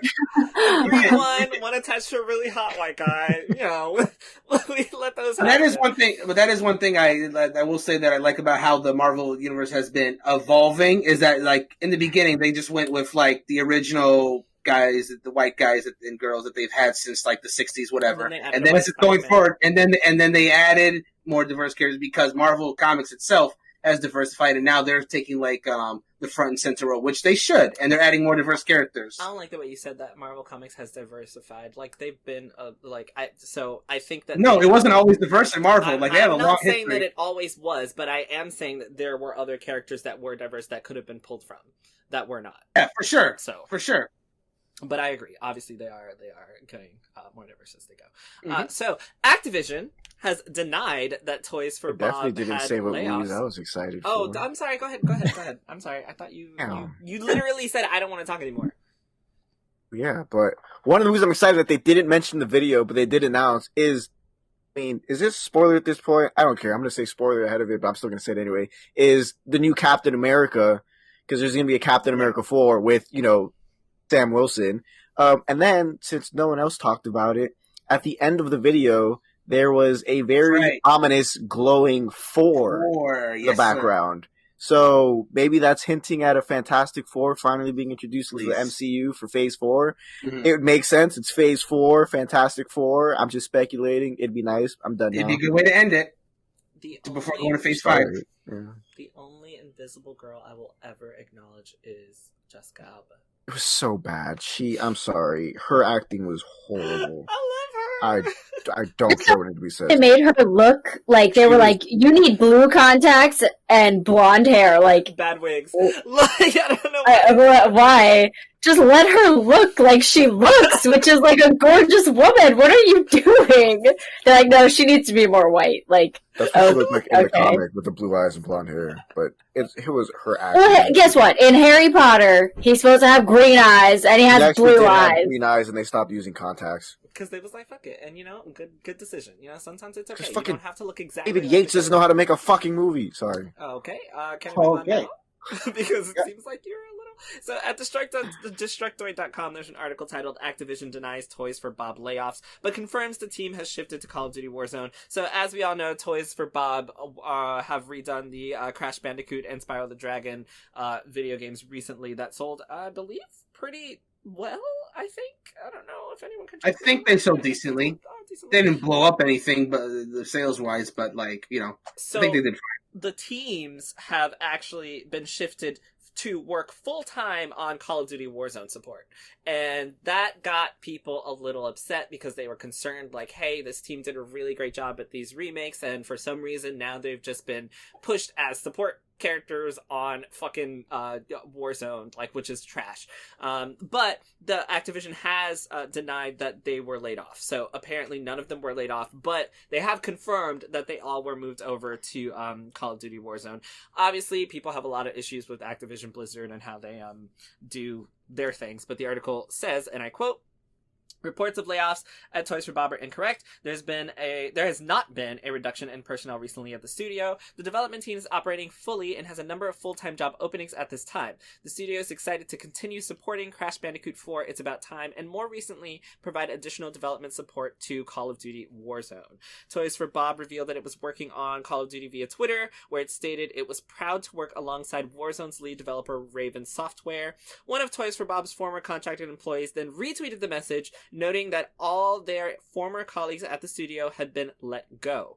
But in light of Activision's statement to GameIndustry.biz, it seems this may have been either a misunderstanding or a case of splitting hairs over laying off staffs and contracts expired. So that's the whole discourse around this. The tweet essentially was from a developer who said, hey, all my friends got fired, and they're saying, no, there's a difference between not renewing contracts and being fired, and that no one was essentially fired, but no one that was working on the team's Toys for Bob team is doing that anymore. Now they're all support. How do you guys feel about that? Their whole team being reduced to support for Call of Duty Warzone. I hate that game. It paints a very bleak future for any projects that Toys for Bob was working on, like obviously the Crash series and any of the revivals that they have maybe been planning. If you're a long time Crash fan, for example, this is probably like really gut wrenching because that series finally came back, and the trilogy did really well. Like it did well on its original PlayStation platforms. Then when it got ported elsewhere, it did some good decent sales there. Crash 4. I don't think sales it did fine. It did, but it just didn't do the same numbers that the trilogy did. And that might have been one of the reasons why they decided it's probably not worth continuing anymore. And that's all I'm saying is like, it probably was a gut wrench to like, know that your series came back. They were continuing with it. They weren't just re-releasing the original games just done. Like it was a new game for it's about time, right? And then to be told that, yeah, the developer's making it, they're not making it. Just kidding. Just kidding. It's not coming back. You thought. Hope you enjoyed 4. That's so that's I personally haven't played the Crash games. I mean to at one point, and I'm just saying that if I was in that position, I would be a little upset. That's I think that's natural. Anyone else before I move on? I just think it's a bad glimpse into the potential future, and Thank you. That's I don't know. I feel like Activision and Blizzard are merged, and there's a lot of shakeups and things that have been happening over the last few years, and this is just another step towards a direction that I don't think most people are going to be happy about. Completely agree. Like I wonder. They didn't. I mean, I wonder if this means maybe Activision sells the Crash IP to someone else, or they license it out for someone else to make a game, or maybe we just don't see Crash again for a long time. I would be so pissed if I put all my work into Crash 4, they made me work on Warzone, and then sold the fucking IP to another group. Fuck you. Yeah. Like, I would be so fucking mad. Oh my god. KB, you're saying something? I mean, I'm glad that that team did get fired just because they weren't going to be used as much anymore. But yeah, I mean, to move you to a game like fucking Call of Duty that needs so much more than an additional team to fix that fucking game. Okay. Sorry. I see you have feelings. So Xbox Game Pass has 9 new titles, including Dragon Quest Builders 2, FIFA 21, Outlast 2, Steep, Final Fantasy X and X-2 HD Remaster, Just Cause 4, Psychonauts, Red Dead Online, and Remnant from the Ashes. There are also games leaving. Any games there stood out to you guys before I move on from that? We got. Yeah, there's two new Square Enix titles. That's been an ongoing story with us about the Square Enix titles going to Game Pass. We now know 2 more. But the other games are good too. Like, I know a lot of people are excited about Outlast 2 coming to Game Pass, for example. So, yeah, some good offerings this time around. I already own it on Steam, though, so. Still gotta get But it. Outlast, the first one, it put me in my place. So I am taking a little hiatus. Scary Queen is like, not now. That was fucked up. But anywho, no, I mean, I'm gonna play the new Resident Evil and stuff. I still want to play scary games. I'm just like, Outlast really like, that did a number on me. I lost some sleep. It's okay. My blood pressure is just a little higher than it was before I played Outlast. Okay. Well, I will not force you to play Outlast 2. That sounds so... I'll play it. Whatever. People want to watch me scream. I'll die. People want to watch me scream. It's just, honestly, it gives me some, like solace knowing that I won't have to fight. Like, I hate being scared and having to solve puzzles and having to, like, fight enemies. Like, I don't want to... Yeah. No. So, like, doing all of it can be stressful, but in Outlast, you just have to run. Like, I just have to fucking hide. I can do that. Like, Alien Isolation, that's what you do. You hide. I mean, you have a flamethrower, so, but you can't kill the alien, you know? Ever. Can't do it. I'm a big baby boy. No scary games for me. Can't do it. Same. Oh my god. I can't. I've said it before on this podcast, but if I'm playing a scary game, I need to be able to fight back. Like what Kelly was saying, that you just need to run and hide. Yeah, no. If I can't defend myself, it's not for me. That's why I've played some of the Resident Evil games, because that's scary. Bum bum bum. All right, cool. Next room. I'm too scared. League of Legends has a show coming out to Netflix. Japan is opening its first ever esports gym in Tokyo, where gamers will be able to book 3-hour slots at PCs and get lessons from professional coaches. That would be like my dream job. Like, I would just go to work and train people on how to play esports games. Like, please hire me, even though I can't. A bunch of games are getting a backwards compatibility enhancement over at Xbox. I'm not going to name them all because we're running over time.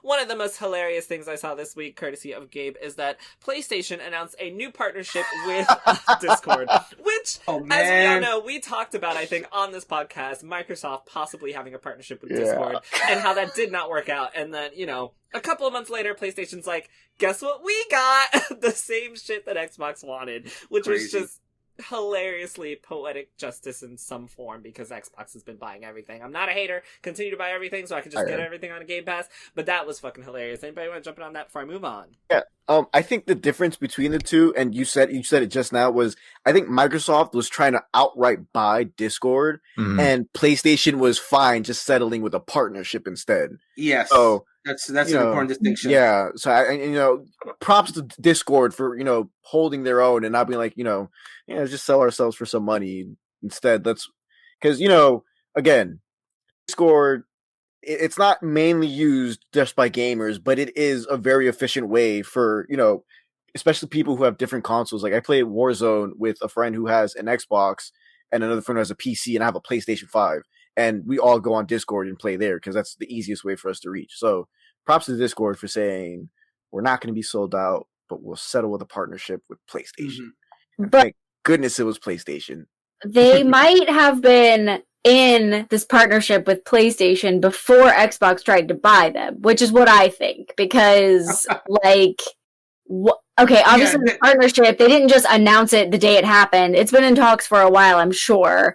And, maybe Xbox tried to step in while that was already happening, but if you're in an NDA, you can't say anything about it, so they're like, oh no, we can't, but it's because they were already in a partnership. I don't think this happened overnight. Yeah, sure. And they were like, fuck you, Xbox, we're not doing that because we have moral high ground of Discord. No, it's just... Definitely think that's how it went down. I don't think they were talking to PlayStation before this, because if they were, when they announced this, their integration thing that they're going to do wouldn't be happening 2 years from now or a year from now. What? I think it'd be happening a lot sooner, because you're not going to start seeing their partnership actually take effect within their console and the app itself until 2022. So you're saying that you think that this is fresh new talks? Not fresh new, but I definitely feel like Discord and PlayStation weren't near any agreement when Microsoft was like, let me buy you out. I'm 100%. Do you know how long this contract negotiation shit takes? Hey man, a lot. We've learned, if there's one thing we've learned over the past week, is that the gaming business is very secretive and very weird, and we're not all going to know the facts. We'll be fine with our own opinions. You don't make big ass contract deals like this in a few months. I completely agree with Kelly. I just imagine, this PlayStation Discord deal is already going down. Microsoft comes in. It's like, hey, Discord, we were just thinking about. PlayStation goes you activated my trap card. I love that you just got a card out of nowhere. That's so great. Oh my god! I did not see you grab that card anywhere, so thank you. I know. It just came out of. I love it. Oh, how does he have always stuff on his desk that's so relevant? Everything I need. I give him this. I have no idea. He's a master. He's clearly a magician. So it looks like Sony has registered a trademark for Sunset Overdrive, which was the Xbox exclusive from Insomniac Games before Insomniac was bought by PlayStation. And to clarify, if I'm not mistaken, Microsoft owns, I think the you know what? I'm not going to say it because I don't want to be wrong. Yeah, so Insomniac actually owns the IP, but the original game has been an Xbox exclusive. So that means that we don't know that means that we don't know what's going to happen. I'll just leave it at that. That means we don't know. Frankly, yeah. Also, recently, the Epic versus Apple case continues to be ridiculous, as one assumes it would be. Finally, we've been getting lots of leaks and information out of this, though, which has been very interesting. So one of the things that came out of this was the Epic Game Store free games, just how much they purchased a lot of these titles for, and how much the developers get based on those sales. So I did want to talk about this really quick. Like, we had... a couple of games got buyout prices for like $50,000, and then, you know, some got $500,000, and then there's a chart of, you know, a developer can get 88 cents for every download or 55 cents for every download, up to, I think the highest was $12 is the highest amount that developers receive from Celeste when people download it from the free Epic Game Store. But a lot of people were surprised that when you download, what is this, Super Meat Boy? From Team Meat, that game, the buyout price was $50,000, and the developers are getting 52 cents every time somebody downloads a game. And a lot of people were like, wow, that's nothing. Like, developers are getting, you know, change based on the amount of work that they've done. But it also brings up a very important conversation, I think, for how these processes work. Obviously, we don't know how Game Pass works, but I thought it was really interesting because when you buy out a game like Super Meat Boy for $50,000, how old is Super Meat Boy? Does anybody know how old that game is? Man, I think like 2008. That's just a guess. Yeah, it's probably somewhere around there. So I'm going to say like 10, 12 years old. When you buy out a 10 to 12-year-old game for $50,000, and it's now getting an audience on one of the biggest competing game stores aside from Steam, I'm assuming, like, what do you have? Like, just Steam and Epic Game Store on PC, I think? And like Microsoft Store, I guess. Origin. Yeah, I saw Origin it. Store. I forgot. Yeah. I think Ubisoft has its own. You could always put your Ubisoft game library into Steam. I bring it up because it's very interesting to see a game like Super Meat Boy, and then people assume that 52 cents is not a lot of money that developers are getting because their game is now free. But also, you have to remember that this is a 10 to 12-year-old game that people are still now getting for free, so this developer is getting more eyes on this game, and they're still getting money from it. So there's really a give and take from how that works. Did anybody want to comment on any of those games in that list, or, you know, the amount of money that developers are making, or learning how that works, before I move on to how trash Google Stadia is? Kelly, I love your eye roll. It's not my fault that Google Stadia keeps coming into fucking... It just needs to die. It just needs to die. It really does. Oh my god, I should just go get a job for them and run that bitch into the ground so I don't have to hear about it anymore. I'm gonna go work for Stadia just to destroy it. Just to destroy it from the inside. That is so horrible. Like, damn. Okay, so... Is it though? Yes.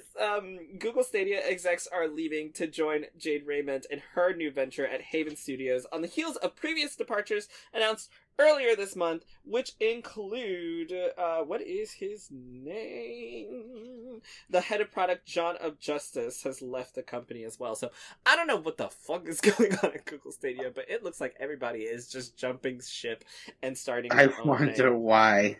Do you guys think there's any way to salvage Google Stadia at this point, or should everyone just let it? No, like I don't personally think so. Like I've said it many times. I think it's a good concept. It just came out too soon and it was handled too badly. So once if your foundation isn't steady, then you can't keep the building going.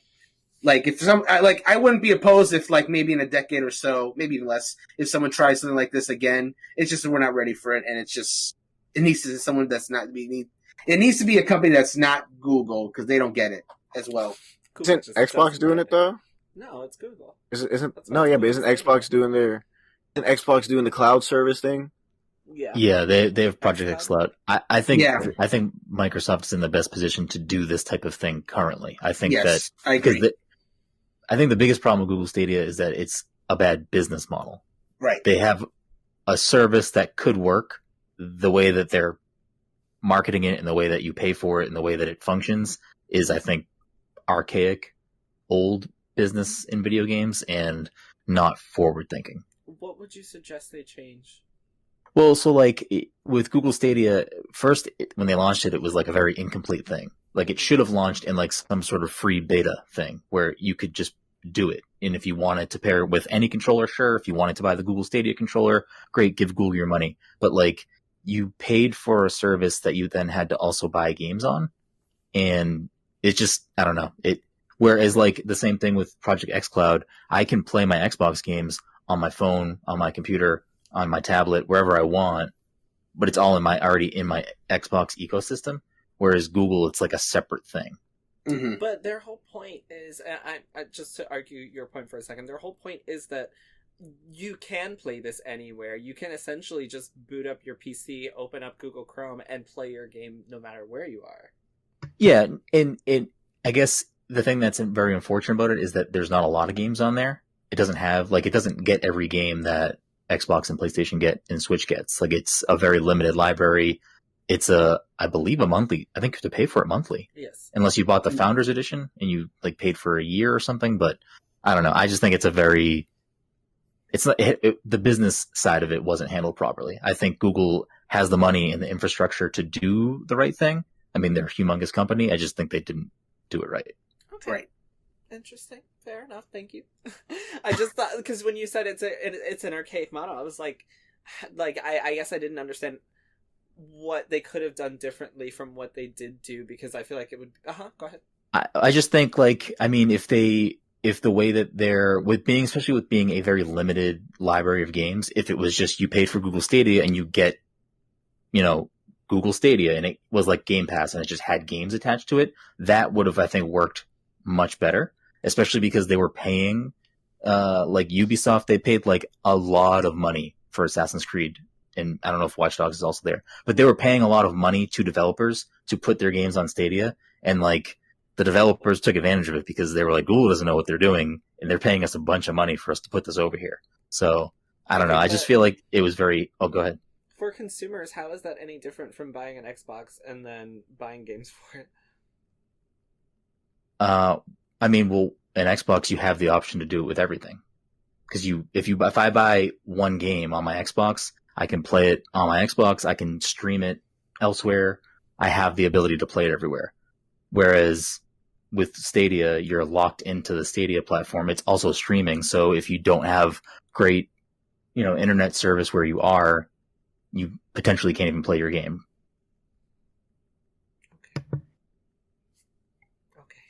I think the point he's trying to make is that with Stadia, you have to use their platform and you have to stream. Whereas Xbox, the xCloud attachment is built an into option, everything else. Yeah, and it's an option.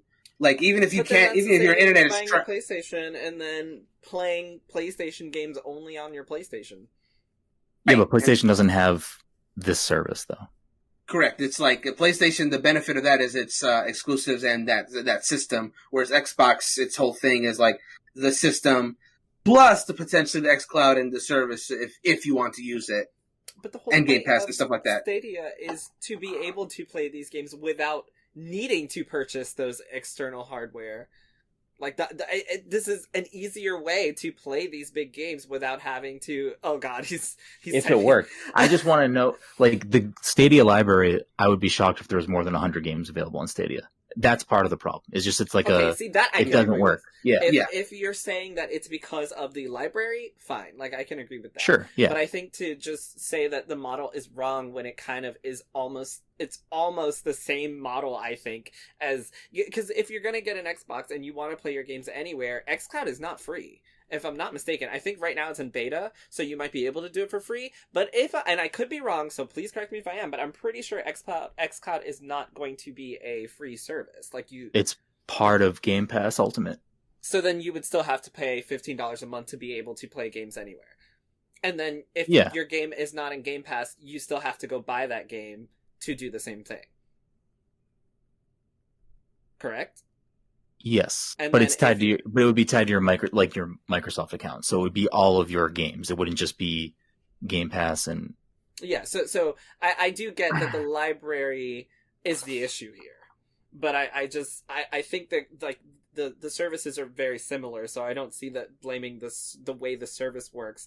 I don't see the way the service works as the problem, because I think that it's very similar to something like Game Pass. Now, I do think that internet infrastructure and the library, yes, that I do agree with you on, but I still think that it's literally almost the same thing. Like, you're paying a monthly fee to access this, and then you still have to, in some cases, buy the game. I had to pay for Yakuza Like a Dragon. I still have Game Pass. If I want to play it somewhere, sure, I can load it up, on whatever device I want. If it were on Google Stadia, it would be the same thing. I could load it up on whatever device that I want that has Google Chrome or my phone. I could literally play it on my iPhone, to me, it's very similar. So I don't necessarily blame that part, but I do agree with you that it's internet infrastructure and library.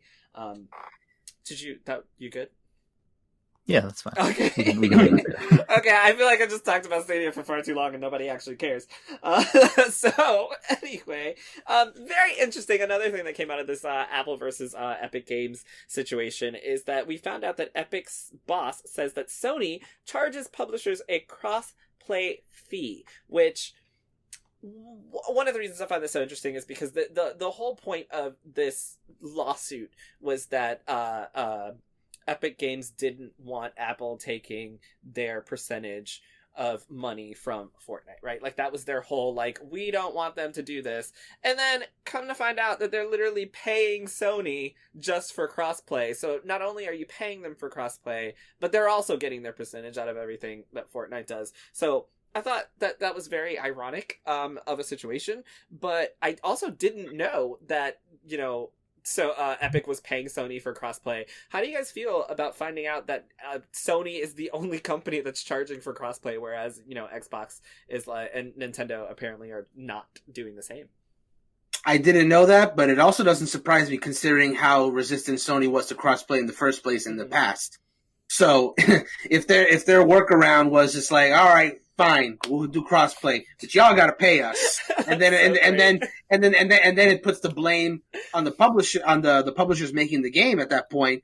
Even though it's Sony's fault, but it puts the blame on them because it's like if a publisher can't afford whatever the crossplay fee this may end up being, if they don't think the benefit to it would outweigh the cost of the crossplay, then they won't do it. And then people look at them and like, why didn't you put crossplay in your games? I think it's very good that this information came out because it puts a little more awareness on that. I don't know if Sony's doing this crossplay fee with every game that is crossplay. I mean, I would assume so, but again, this is new information to me that there wasn't even a fee involved. I thought Sony was just finally like, fine. And now I find out that there was this condition to them being, fine. I think what annoys me the most about this is that they took the Apple situation, Epic took the Apple situation and turned everyone against Apple with this whole free Fortnite hashtag, and they were like, Apple's the big bad guy, they don't want you guys to have their game on your iPhones, even though Epic's the reason that the game got pulled off of iPhones. And then when it comes to Sony, they're just like, no, yeah, we'll pay you. It's fine. We want our friends to play together. And they totally could have spun this in the same way that they did with Apple, right? Because people were really upset about PlayStation not allowing crossplay. So you already have the gaming community low-key a little bit against PlayStation for not allowing this. So it could have easily just been the same, spin the story, make PlayStation the bad guy, and see if Sean Layden's gonna, because it was Sean Layden at the time, see if Sean Layden's gonna, decide that, yeah, we should probably let this happen. Instead, it was like, go after big monopoly of mobile's Apple because we don't want to pay them, but we're gonna go back and pay PlayStation so that everyone can play together. I'm like, it's very strategic, and I just thought that was very interesting to your point, because they could have easily just turned this around on PlayStation, and instead they didn't, but they did it to Apple. So yeah, interesting. So anybody else want to jump in on that one? Nope. All right, let's move along. I was just like, holy fuck. If I were Sony, yes, pay us. pay us all the money. Like, you want your friends to play with your little Nintendo pieces of shit and your little Xbox assholes? Pay us. And they did. So we also found out that over at IGN, testifying during the same Epic versus Apple case, Xbox Vice President Lori Wright confirmed that Microsoft has never earned a profit on the sale of an Xbox console, instead making up the loss with game sales and services. Another one that was, I was shocked. It makes sense to me, but I was also like, y'all ain't making shit on all these Xboxes. Like, you're selling that few, like, the production costs is that much that you're not turning any type of profit off of all of these Xboxes that you're selling. And like, well, PlayStation is, selling way more PS5s apparently than the Xbox Series X is, so I guess it's not too surprising. Was anyone surprised by this news? Not surprised? How do you feel about knowing that they're not turning a profit from selling Xboxes? No, it's not a surprise to me at all. I don't think in recent Microsoft years, console sales was not really their main focus. In all honesty, I think it was mostly just the platformer sales and the sales of like the Game Pass and stuff like that. I think this is just a testament as to why they are pushing Game Pass so much, right? Mm-hmm. Like, we're not making money off selling the hardware, so go buy Game Pass. It's very convenient. Yeah. I mean, it wasn't surprising to me because you can play almost every single Xbox game on PC. So, and PC, yes. Yeah, so why would you go out and buy a new console if your PC can run it? I thought they were making something. Like, damn. I'm not gonna lie. I would like obviously, like, I read it and I was like, did I read that right? Did I get hit over the head? And I read it again and I'm like, that's a little surprising. Because, they kind of do pump out consoles a lot. Like, the Xbox, Xbox One, Xbox.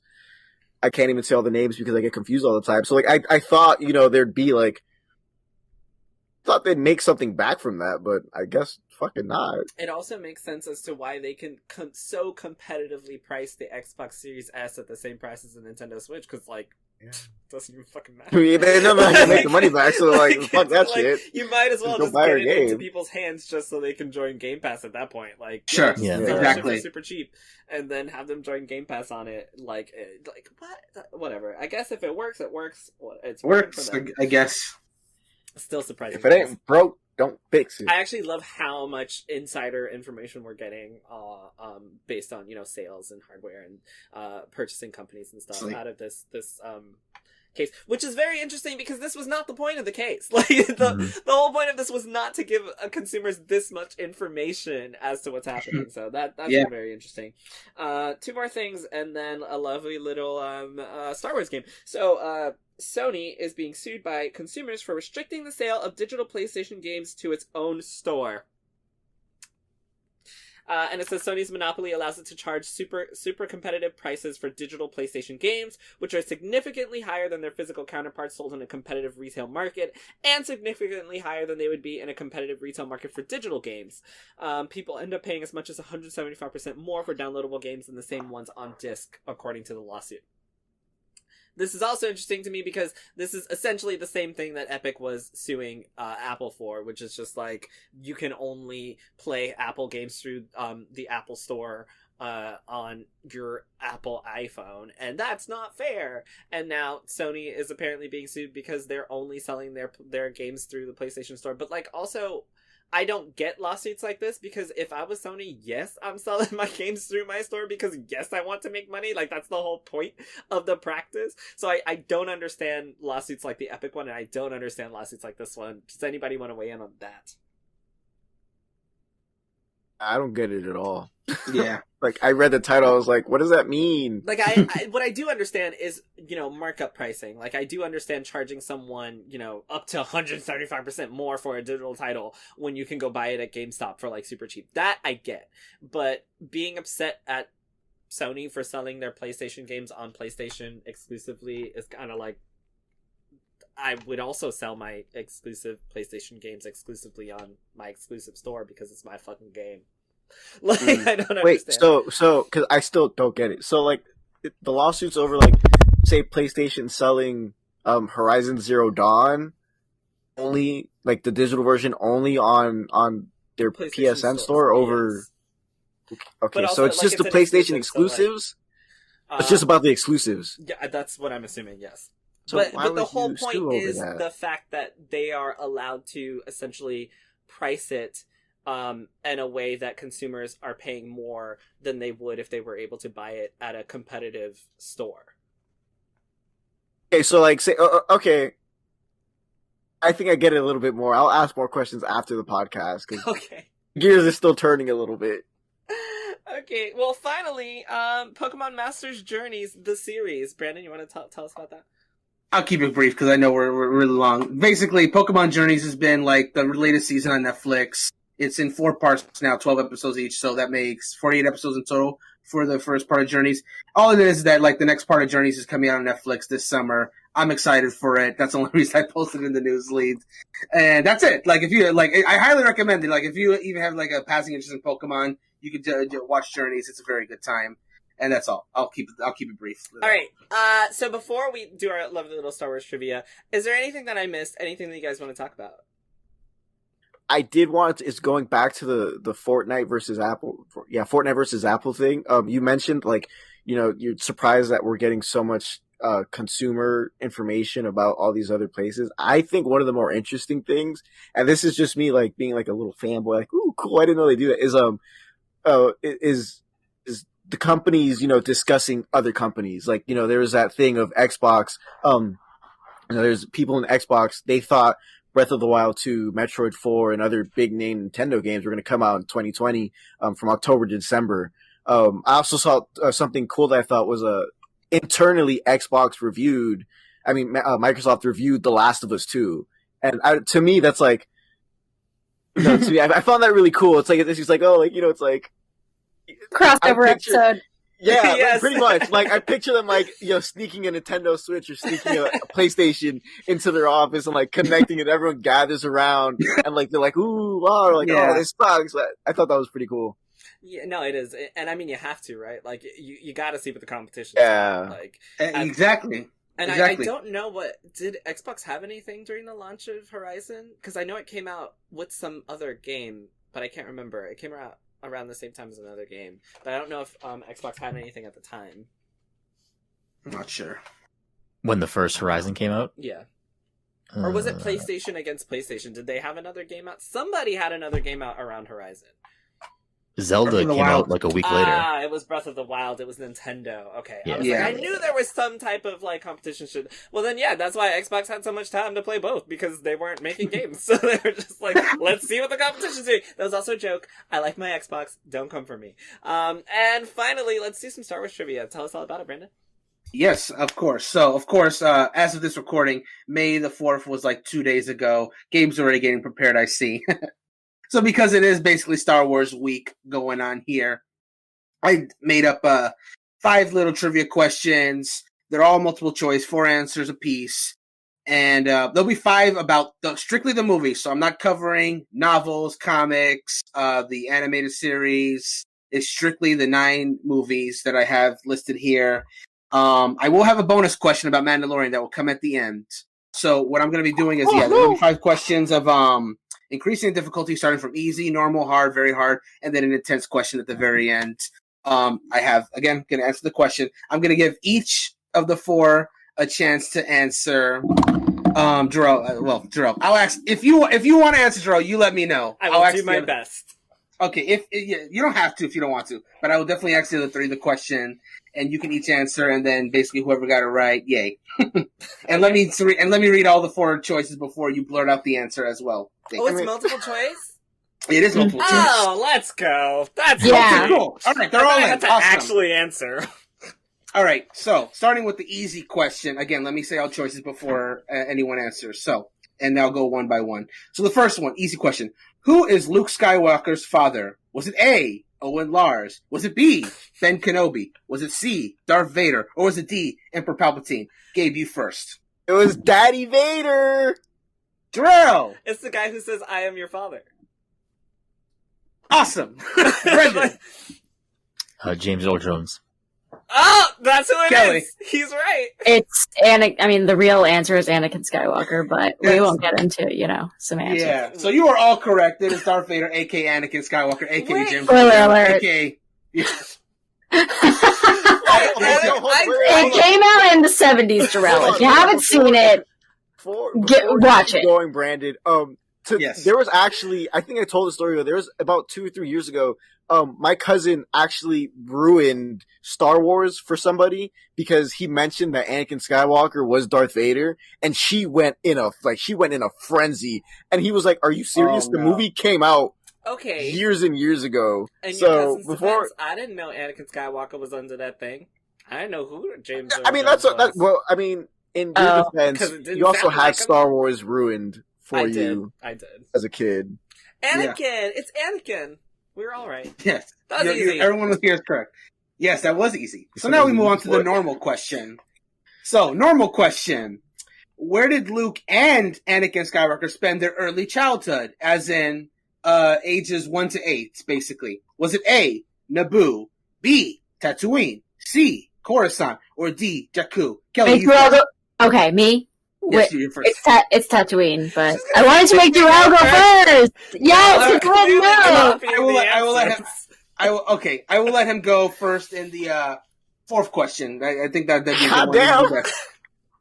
The answer is Tatooine. Brendan. It's Tatooine. Gabe? They're all like, yeah. Tatooine. You're all correct. It is indeed Tatooine. If it makes you feel better, Kelly, I was gonna guess that one because I like the name. Okay. So okay. We're tattooing it. Yes, that's why I was like, sounds like tattoo. Let's go with that one. All right. Here's the hard question. Finn was formerly a First Order Stormtrooper. What was his number designation as a Stormtrooper? Oh, come on. I know this one. It's literally the black guy. I know this one. I know. Wait, Gabe, go first. He doesn't know. No, the multiple choice, like, what was his number? So was it A, FN789, B, FN2187, C, TR8R, D, FN421. Brendan, you get the first one for this one. I think it's B. FN2187. Jarrell, what do you think? It's B. Kelly? FN2187. Gabe? What was choice A again? A was FN789. What was D? D was FN421. It's 2187. I know about the black guy. It's Let's B. go. It's B. Like, I know that one. Hey, you guys make a great team because you are absolutely right. It is 2187. Fun fact, those other numbers, 289, I just made it up because it was like episode 789. 421 is reference to another Stormtrooper, TK421. And TR8R is the fan name everyone gave to that clone trooper that was like, traitor! That's all. That's funny. TR8R? Oh, that's funny. Yeah, it was like traitor. That one line was like even his real name. This, like, everyone called him that. I have no idea what movie that is, but that's a good name. Traitor. So, all right. So here's the fourth question. This is the very hard one. All right, let's go. All right. Who was the very first person to say, I have a bad feeling about this in A New Hope? Was it A, Luke Skywalker, B, Han Solo, C, C-3PO, or D, Princess Leia Organa? Jarrell first. Who said it first? C-3PO said it first? Yeah, okay, sure. Kelly, who said it first? Said it first? Yes, in that movie. Is it the sentiment of that, or is it that exact quote? I have a bad feeling about this, the exact quote. I think it's Han. You say Han. Brendan, who said it first? I think it's Leia. Oh, God. Gabe, who said it first? Han Solo. You are all incorrect. The C-3PO? answer was Luke Skywalker said it Really? first. But I will say Han Solo did say it in the movie, but he was the second one to say it in that same movie. Wow. Luke Skywalker was the one that said it first. I have a very bad feeling about fuck Luke Skywalker. I have a bad feeling. I mean, facts. Like, Luke who? Isn't he the fucking crybaby? The whole movie? No. He cries in the first movie he appears, yes. Well, not literally cries, but he's a crybaby. Anyway, Sorry, finally, Luke fans. He's a crybaby, but like he literally saw like his aunt and uncle like die, Okay, and he that saw like I their. agree with. I'm like, yeah. But then he just like gets over it, and he's like, "The fuck, guy!" I'm not And you're gonna like, lie. I'm not gonna lie. "You brutally saw your family murdered." Like, And I'm not gonna lie. then he was Movies 5 and 6, he was like a complete badass. Like, yeah, he was. I don't- Only I the don't fourth, think the first one that he was kind But of. even in the fourth one, though, I don't think I'd label him a crybaby. All right, well, Oh, I Every Solo is a crybaby. I'm sorry. Thank That was you. private. Yeah. I agree. Thanks. I'm sorry, Alright. not Solo. Every Skywalker, I apologize. Well, I know, yeah, You're not there we go. wrong. Yes, yes. You're not wrong. Yeah, Even though Hate Anakin Skywalker is sand. my favorite character. I don't like sand, of course, and gets anyway. All right, finally, the intense question. So here we go. What is the name of the song that serves as the overall main theme of Attack of the Clones? Was it A? What's up? What Oh, never mind. Okay. What was it? A, Across the Stars. B, Binary Sunset. C, Canto Bight. Or D, Battle of the Heroes. Jarrell, you first. Okay, well, it's not C or D. What were the first two? The first two was A, Across the Stars, and B, Binary Sunset. Binary Sunset. Okay. Gabe, you go next. A, Across the Stars. Kelly, Go with A. Across the Stars. Brendan, Yeah. what is it? What was the question again? So the question was, what is the name of the song that serves as the main theme of Attack of the Clones? And the choices were A, Across the Stars, B, Binary Sunset, C, Canto Bight, or D, Battle of the Heroes.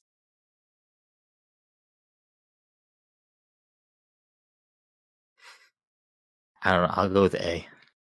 You go Across the Stars? So Yeah. everyone that said Across the Stars was correct. That is the main theme of Attack of the Clones. Where, Brandon, where's a Canto Bite from? Canto Bight that's the name of the planet that Finn and Rose went to in Last Okay. Jedi, and the song while they were in Canto Bight was literally called Canto Bight. Okay. And Binary Sunset is literally when Luke is looking at the two sunsets in New Hope. I figured. And Battle of the only- Heroes. Yeah. And Battle of the Heroes is when Obi-Wan and Anakin scrap in Revenge of the Sith. I just like that it's Scrap. binary. Yeah. Totally just went off of the name. I have no idea. Was that the last question? That was the last of the 5 questions. Now we have the bonus question for the Mandalorian. So let's do this. Bum. So what is the Mandalorian's real name?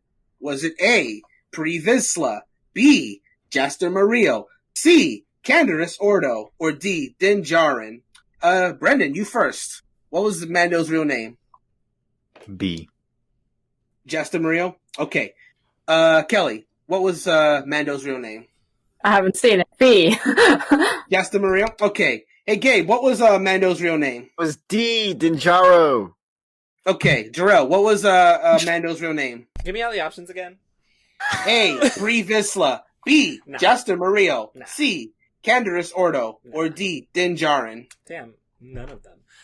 Is this a trick question, or is the answer one of those? E, Obi-Wan. I am not answering if there's a trick question or not. Just See, now I feel like it's a trick question, and I'm gonna go with none. It's gonna be one of the 4. Okay, well, Like- can you say them one more time? Sorry. Of course. A, Pre Vizsla. B, Jaster Murillo. C, Canderous Ordo. Or D, Din Djarin. Did somebody pick B? Yeah. Both Kelly and Brandon said it was B, Jaster Murillo. What did Don't Gabe follow pick? And Gabe said it was I have Din Djarin. not seen The Mandalorian, so What did Gabe do say? not. D, Dinjaro. Is what Din Djarin is Small. what Gabe said. I go with Gabe said- C. Gabe said it pretty confidently. Okay, then I go Jarrell- with D. I go with D. Dinjaro. Okay. The answer was D, Din Djarin. Hey! Fun What's his fact: name? all the other choices I gave were actual Mandalorians from Star Wars in different parts of the series. Really? Oh. Juju? Din Djarin. Djarin is Mando's real name. It's only said once in the Like series. Din and then Well, twice. Jaro. Din Djarin is how That it's was pronounced. so confusing. They all sounded like fake names. Like I didn't know what to choose. They're all real Mandalorian They're all names. like not They're real. technically fake because Star Wars is Yeah. Sure. fake. Don't Yeah. say that. Star Wars is real. What are you talking about? Well, it happened a long time ago, so The Yeah, galaxy right far, now. far We don't away. know. You might even say. Thank you, Brandon. Actually, and thank you guys. You're a great audience. That was a lot of fun. I Glad we got could do one this. right about Finn. I'm proud of that. Yes. I did not let my Star Wars trivia down. I feel like I did pretty decent. Thank you, Kelly, Brandon, and Gabe for another great podcast. Thank you, Brendan, for coming onto the podcast with us. Really quick, can you please plug yourself? Where can people find you? Sure. If you want to follow me and my ramblings about cats and video games, you can find me at BEGROOM on Twitter. And if you want to follow Past the Controller stuff, you can follow at Past Controller or look for Past the Controller Podcast wherever you listen to your podcasts. And you also have an Instagram as well, right? For pass controller, yeah, it's at pass controller everywhere. Yeah, Twitch, Instagram, Twitter, everywhere. Perfect. And he does play. I don't know if you still play a lot of Overwatch. Do you still do Overwatch? Overwatch never leaves. Overwatch is always a part of me. Okay, I love it. So thank you so much once again for coming. Thanks for having me. Great conversation. I'm sorry it lasted so long. We had a lot to talk about, but it was a big news week for sure. Yeah, we got the most of it. And with that, thank you everyone. You will be able to find everything about Brendan in the article and show notes that come out on this podcast. Once again, thank you so much, Brendan, for joining us. And good night, everybody. Good night. The force be with you.